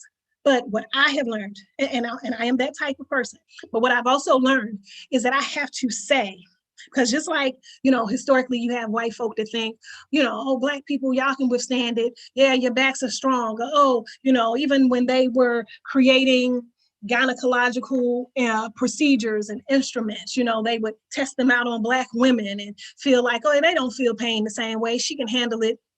Oh yeah, we can cut her open and experiment with this procedure or this surgery. Oh yeah, she can withstand it. She don't need the typical anesthesia, or we don't need to numb the parts in any way, right? And of course that's ridiculous. And of course that's inhumane. And of course that's just evil. But what we've done is adapted that same concept, and we self-inflict a lot on ourselves by being the strong person. And I learned that I had to tell, especially my children, right? I have to tell them that I'm stressed, you know, or I need a break, or this is a little too much right now, come back later, right? Because when you're the strong person, people will end up thinking you don't have feelings, that you don't hurt, that you don't get sick. Oh my goodness. And as a healer, Lord knows I have, you have to change an appointment around or cancel something because you're quote unquote sick or not well. I don't usually use the word sick, but God forbid you use the word sick and people think, what? How you sick? Why are you sick? You ain't supposed to be sick. You a healer. Well, got bad news for you. One day I'm also going to die, right? So we let people, or people just put things on us that, you know, have you thinking that you're not supposed to be in pain. You're not supposed to be stressed. You're not supposed to be unwell, right? That is something we have to force people to get out of. We have to retrain ourselves, and we have to retrain other people on how to treat us, how to look at us, how to view us, to let people know, yes, if you cut me, I will bleed. Now, I'm gonna know what herb to pour on it to stop the bleeding, and I'm gonna know, how to, fix myself up. But that doesn't mean that I won't take that hit and that it will not impact me, right? So learn how to say you're stressed. Learn how to identify when you're stressed. And if you don't, your body will let you know, because you know what the adrenal glands will do? They will burn out, they will shut down. And when you don't address the adrenal glands, your whole body will shut down. It's called adrenal overload or adrenal stress or adrenal burnout, right? That's when you don't get enough sleep. That's when you think that, oh, I only need 2 or 3 hours of sleep. Or that's when you think it's okay, I can let these people keep loading on me or bombarding me with all of these responsibilities and all of these things that I have to do, and I'm gonna just handle it. I ain't gonna say nothing, I'm gonna just show them I can do it, right? Yeah, your body is gonna let you know, no, sis, no, sir, you're gonna have to go ahead and take a rest. And one of the most requested supplements I think I've received requests for over the years, well, I don't know, maybe it's hand in hand with weight loss, is energy. People always want to know, I need more energy, I need more energy, I need more energy. And my first question is usually, how do you rest and for how long? Because usually that's the first answer. That's the first step, because there is no replacement for good quality sleep. You have to have self-care. Okay, so I know I got a little sidetracked, but stress is a big component. It's very important. All of these emotions, all these feelings are. But because some of us have such an issue with identifying stress or accepting stress or acknowledging stress, it really wreaks havoc on us. And the adrenals sit on top of the kidneys. So, you know, it's all related. So we end up having other issues. And then it impacts our ability to even address or handle stress when normally we used to be able to do that. So you'll evaluate. Yeah, somebody say your body will slap you to sleep. Yes, it will. You act real crazy, you get a little silly slap and be like, yeah, okay. You think you ain't got to take a rest? Okay. Yeah. Or we'll get these, just like I said, you'll get these illnesses or these conditions. You're like, oh my gosh, I've never had this problem. I don't know how many times people have ever said that. You get diagnosed with hypertension or diabetes. Say, oh my gosh, I've never had a problem with my blood pressure. You know, I've never had a problem with this. I've never this. Oh yeah, let that stress take over and you do nothing about it, right? So, yeah, barbaric treatment. Yeah, we've succumbed to a lot of barbaric treatment for sure. Yes. Yeah, you know, I often expose myself, but I find strength in being vulnerable. Somebody was acknowledging me sharing my story. Because yes, I know it's important and I know other people can learn from it. So I don't mind doing that. I appreciate you acknowledging that. All right, the Gambia. That's on my list to go to as well. Tanzania though is next. I'm gonna get to it soon. Okay, just wanted to take a quick check of the comments. So grief is the next emotion. Grief is impactful to the lungs, right? And a lot of times when we're sobbing,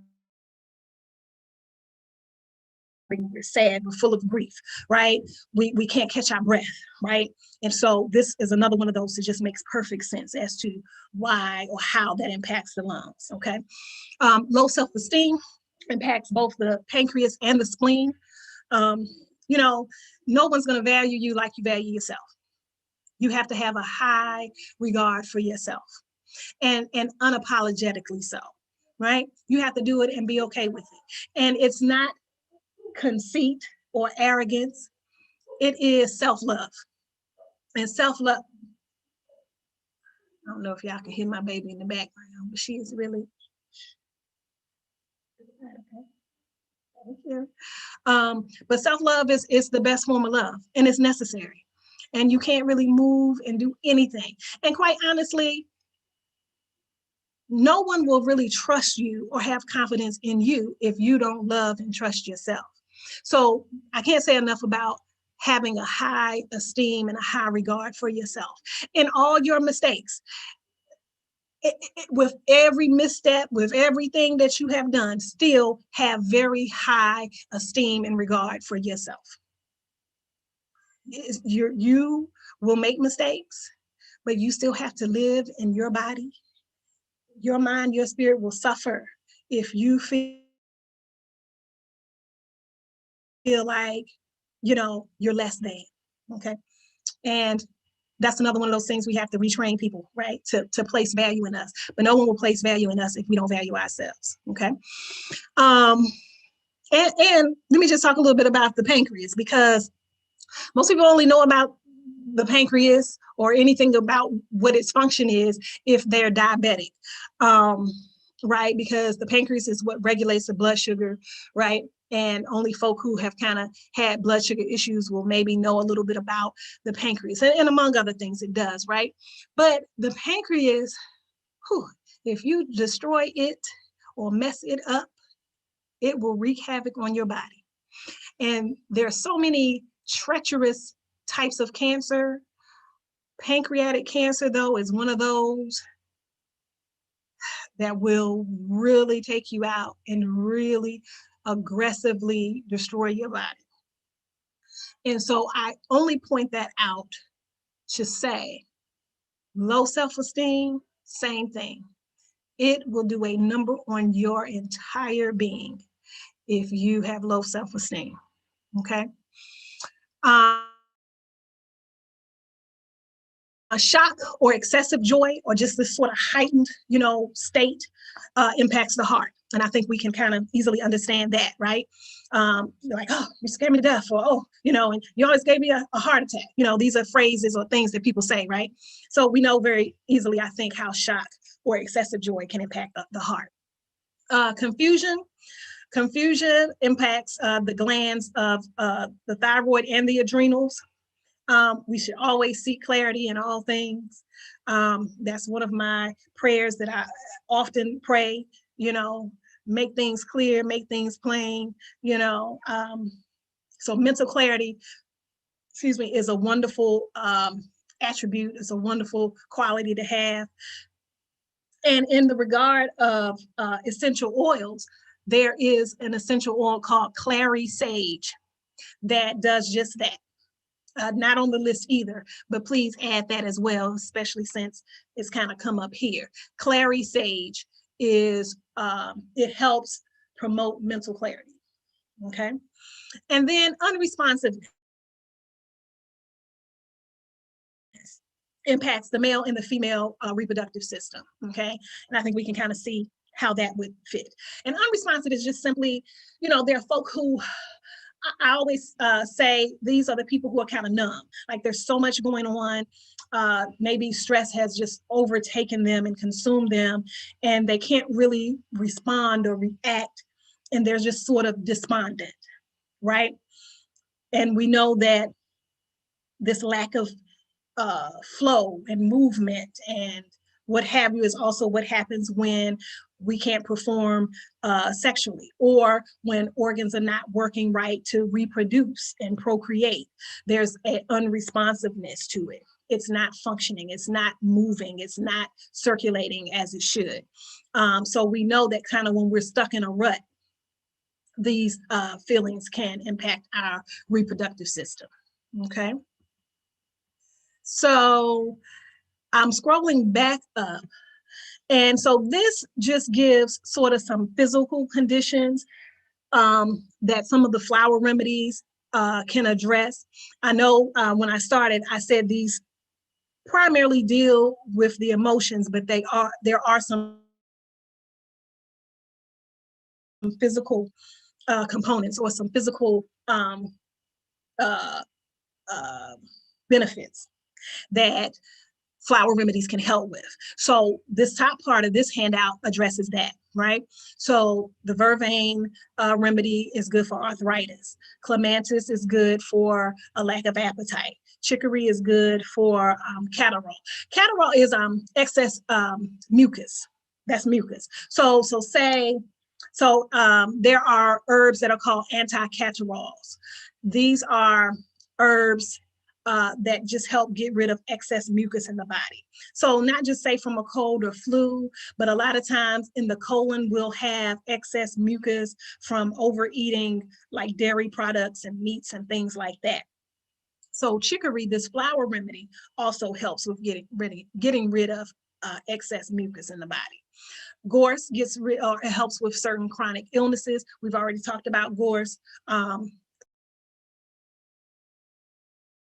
So I think you have an understanding of that. Clematis helps with cysts, chicory, deafness, and so on and so forth. So again, while the flower remedies primary use is for emotional balancing, they can help to heal the emotions by addressing the emotion.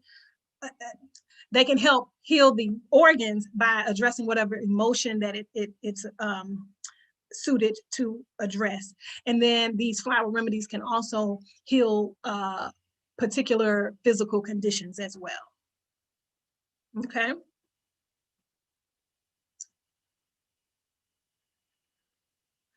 Yes. Ooh, is it cherry? For wetting the bed, it's either cherry plum or cherry blossom. And it's probably not listed in this very abbreviated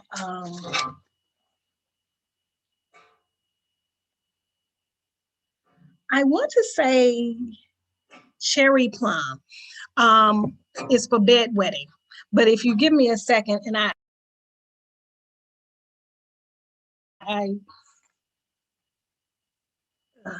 would like to memorize everything, but I can't, or I haven't. But give me a second and I'm gonna come back to that.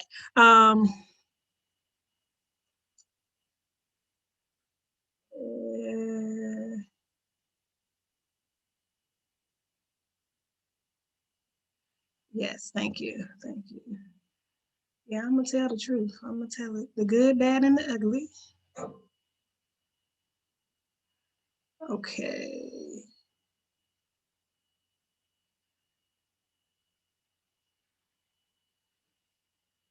Just reading through the comments. All right. Thank you everyone for that. Okay, so that's pretty much the that was on this hand.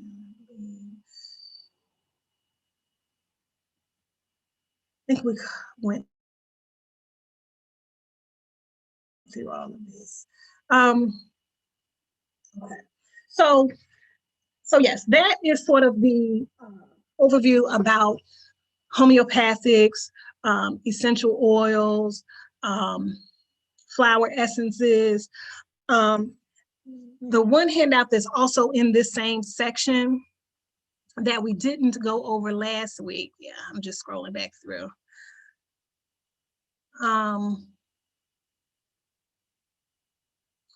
Yeah, so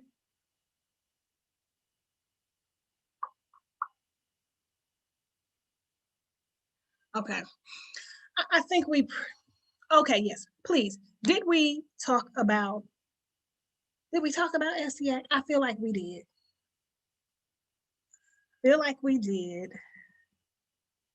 Yes, I'm pretty sure we did. And I kind of want to go, see, I might be trying to do too much, going to a whole nother document, but we gonna try it.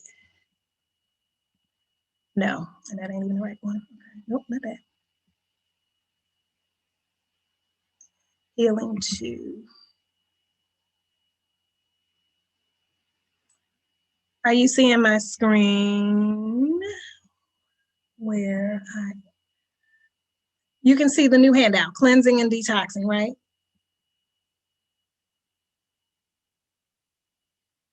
Yes, we can see your screen. So I wanted to, this stuff we're talking about next week, what I wanted to go to is to point out these. Okay, so the self-assessment questionnaire packet. So what I would really suggest, right, is what I would really like is for you to go through, and I realize not everyone will have access to print out all of these things, and these are a lot of handouts, right? And so what I would suggest is, even if you're looking at it and maybe answering the questions, maybe on your own sheet of paper, if possible. Some are just to kind of give you an idea of, say, maybe how well you're doing or where you need improvement, for example, right? So for example, this diet check questionnaire, you know, not necessary to really have it printed out and answer, but the types of questions give you indication of how well you're doing, for example. So, you know, and you'll know, right, that the higher your score, the more need for improvement in your diet, right? So it's not necessary to have it printed out and you answer each thing, but you're pretty much checking which ones apply, and the page beneath it, it's like, oh, okay, if you scored 0 to 4, okay, you're health conscious, don't really have a need to change, so on and so forth, right? But if you scored 15 to 20, right, there's no way you can continue to eat like this and remain in good health. And so it's giving you, you know, suggestions as to, okay, you need to cut out, you know, how much fats or how much refined foods and how much artificial stimulants and things like that that you're taking in. So you can get an idea without necessarily having to print this out. So I know it can all look like too much, but if you're able to print it out, great. This other one, same type of thing. This is a nutrition questionnaire or an optimum nutrition questionnaire. And this one gives you pretty much the symptoms of different vitamin and mineral deficiencies. And that we'll talk about. We'll have a whole nutrition section or session, I should say, week after next. So again, don't worry, because we'll talk about these. But this is a really good question. And the reason I pulled this from a book that I have, I think it was the Nutrition Bible. I can't remember the name of it, but this gives you very clearly descriptions or characteristics of people who are deficient in these different vitamins. So if under vitamin A, you checked most of these things, especially the highlighted ones, then you know you could probably benefit from including a vitamin A supplement or increasing your vitamin A through foods and that sort of thing. Okay, so that's the purpose. I don't know how this highlighted stuff gets on these pages, but ignore this pink mark or whatever, right? So that's this. This optimum nutrition questionnaire also has this lifestyle analysis here, right? So this also, again, just another way for you to assess how well you're doing, you know, what your energy level is. And again, first question is about sleep, right? Do you need more than 8 hours of sleep a night? Most people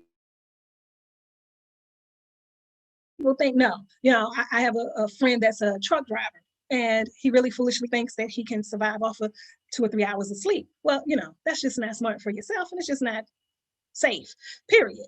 But most times people are going to answer this question wrong, because sometimes we get so much into this whole, oh, I only need 4 or 5 hours of sleep, or I don't need 8 hours of sleep. So really an entire 24-hour day, you really think that you should be up and moving and functioning and working and your brain stimulated and your body having to function and process for 20 hours of those days, of that day? Not rational thinking at all. So rest is important, but it has this energy check, this stress check, this immune check, a pollution check, a cardiovascular check. So I really liked this handout. This is a really good evaluation of whether you are in optimal standing. And this is the checklist for that. That was a little more complicated, would probably need to be printed out just to follow. But even again, the guided questions still will give you cause to pause and check your, you know, your activity, your lifestyles and things of that nature. There's also here some questions about parasites. People here in America, as a colon therapist, I used to get bombarded with questions about parasites. However, most of us here aren't experiencing parasites. I would say I found it more in the areas of Ghana that I've traveled, and I usually only do really rural areas, farm areas where there's animals, or areas where there's not, you know, as good sanitation systems and trash removal or what have you. And so you get exposed to different types of microorganisms like parasites, but never a bad idea. In the natural healing world, we do think that cancers are caused by parasites. So I'm not saying it's not valid here in the US or wherever else. But what I'm saying is sometimes people have this fascination of parasites. And if you have a very starchy diet, your concern is probably not so much parasites, but Candida, which is the next questionnaire. Okay, Candida is yeast or fungus. right? And so most of us who eat a lot of starchy foods are susceptible to yeast, because yeast loves rice and potatoes and pastas, right? Yams and all the things that we African people like, right? So we have to really be cautious about our intake of this. And I know it's a staple in a lot of our foods and that sort of thing. Be mindful of it, do the checklist, and always make sure to include vegetables, make sure to have regular bowel movements. We should all be eliminating or relieving our bowels at least once a day. I always say twice a day. Doesn't have to be every time we eat, but it should be at least once a day. I say preferably twice.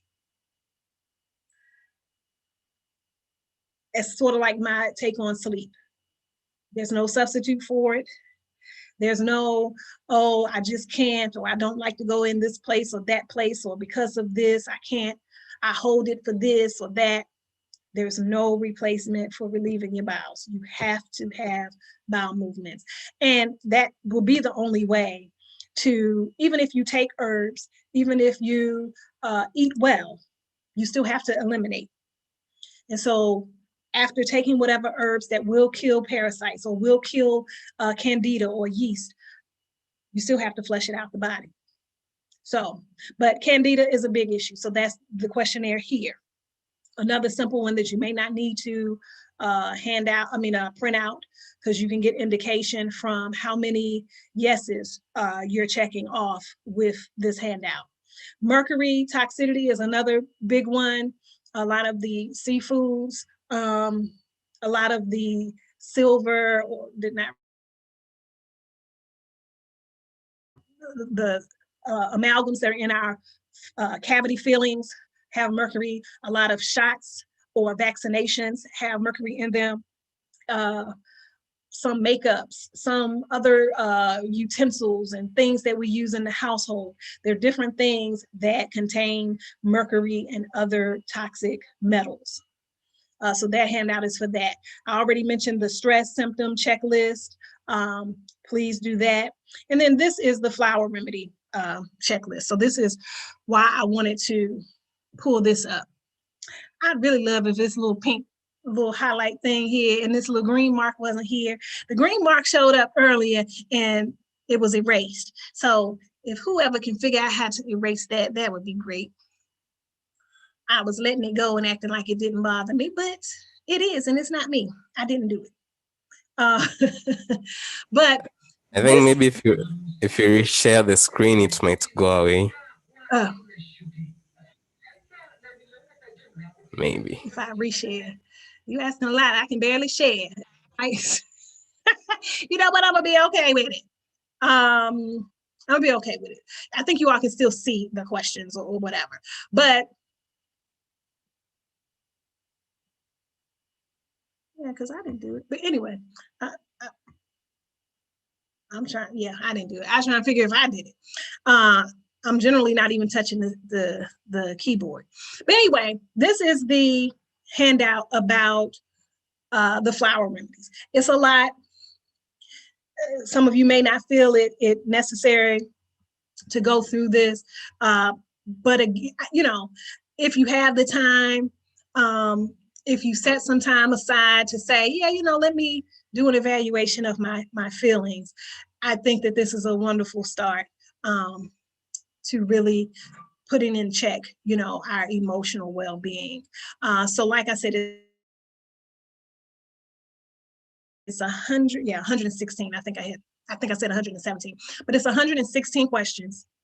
And beneath this is pretty much the checklist, okay? So based on what you answered questions 1 through 3, that remedy asking is for you. If you know, checked questions 4 through 6, minimalist, and so on and so forth.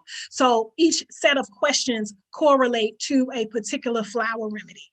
And that lets you know that these are areas that you could use help in. So I think it's well worth the time. It will take a little bit of time, but well worth the time. The other checklist here, this is for people who are trying to get an understanding of how their body is made up and why they may have excess weight. So there's a checklist for women, there's a checklist for men, and it basically walks you through what body type you are. And this is driven by the glands, the adrenal, the pituitary, the thyroid, and the gonadal glands. So this is just sort of, again, something extra if you find it relevant, a good way to kind of know what is your body type. And even if you further investigated these body types, it kind of gives you a picture. I think you could probably Google it. I have this book. It's called, the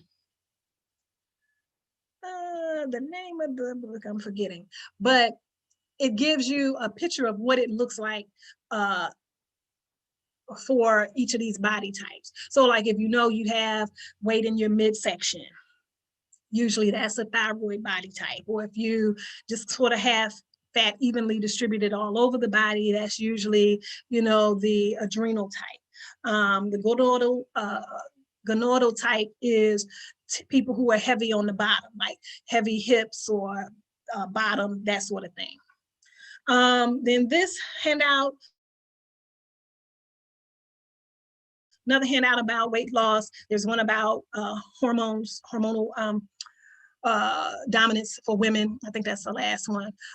So just something I think that's good for you to have. Make sure you know it's there in your spare time. That is what I would say is sort of your homework, is to go through and do some of these combining words, self-assessments, and really get a good idea. Because the idea is to not only expose you to the information, but I also want you to be able to make it relevant to yourself, to your life, okay? Let me go back through and make sure. Okay, yes, thank you. I did talk about SEAC, yeah.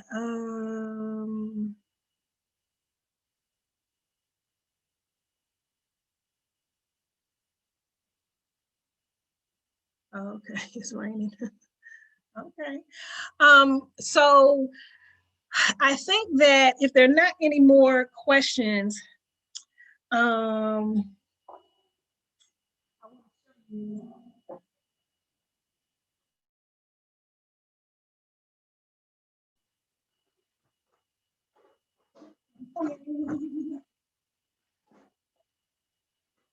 was hoping to find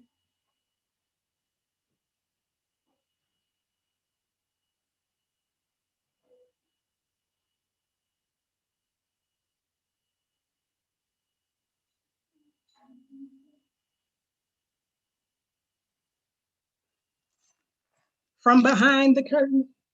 Okay.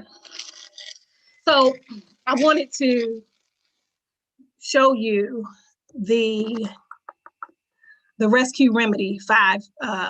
Most of these will come in these dropper bottles, okay? And this one is this, like I said, it'll say Rescue Remedy 5 or Rescue 5. This is the one that I was mentioning that's good for trauma. And so it has the 5 flower remedies that deal with trauma. It's clematis,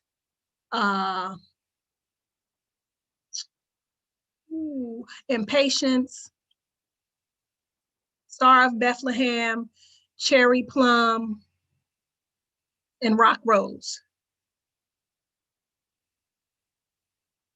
Can I name 5?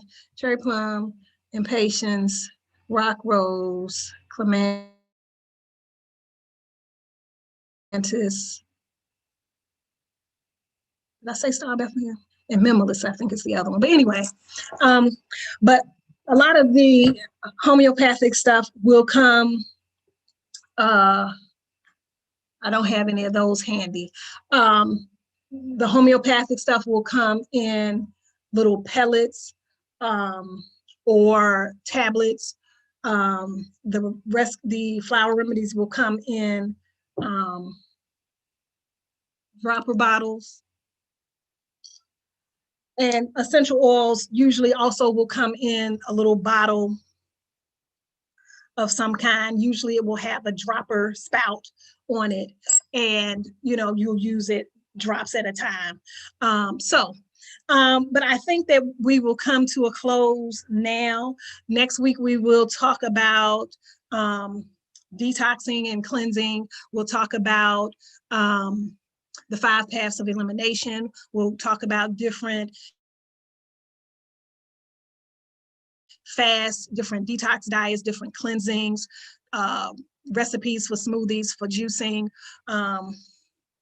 and any number of other things that's not coming to mind right now.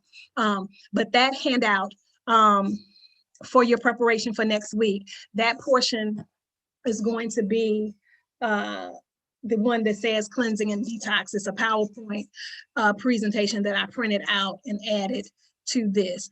And then we'll also talk about other additives like sugars, sweeteners, mild food diets, things to eliminate from the diet if you're not necessarily trying to fast, but just trying to be as gentle with your digestive system as possible, things like that. There's a menu or a sample menu for a high energy diet. We'll talk about that. So these are the things that we'll talk about for next week, okay? Oh yeah, so actually, yes, please. Let me leave my email, because I scroll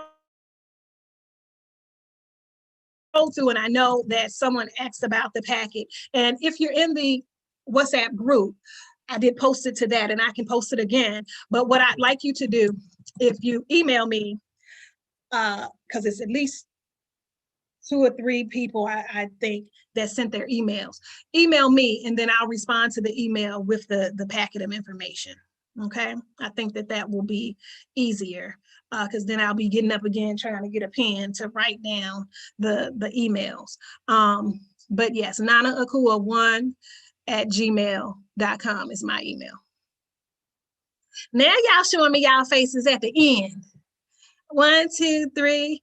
Well, James was already here, but Jill showing me her face. Yes, I like that. Now, I'm okay with the screen being off, but I love to see people, But then I'd never stop talking. So I guess it's probably best that I don't see everybody's face. But I like to talk, but I love to see the faces. Okay, yay, give me another face. But yeah, so if you,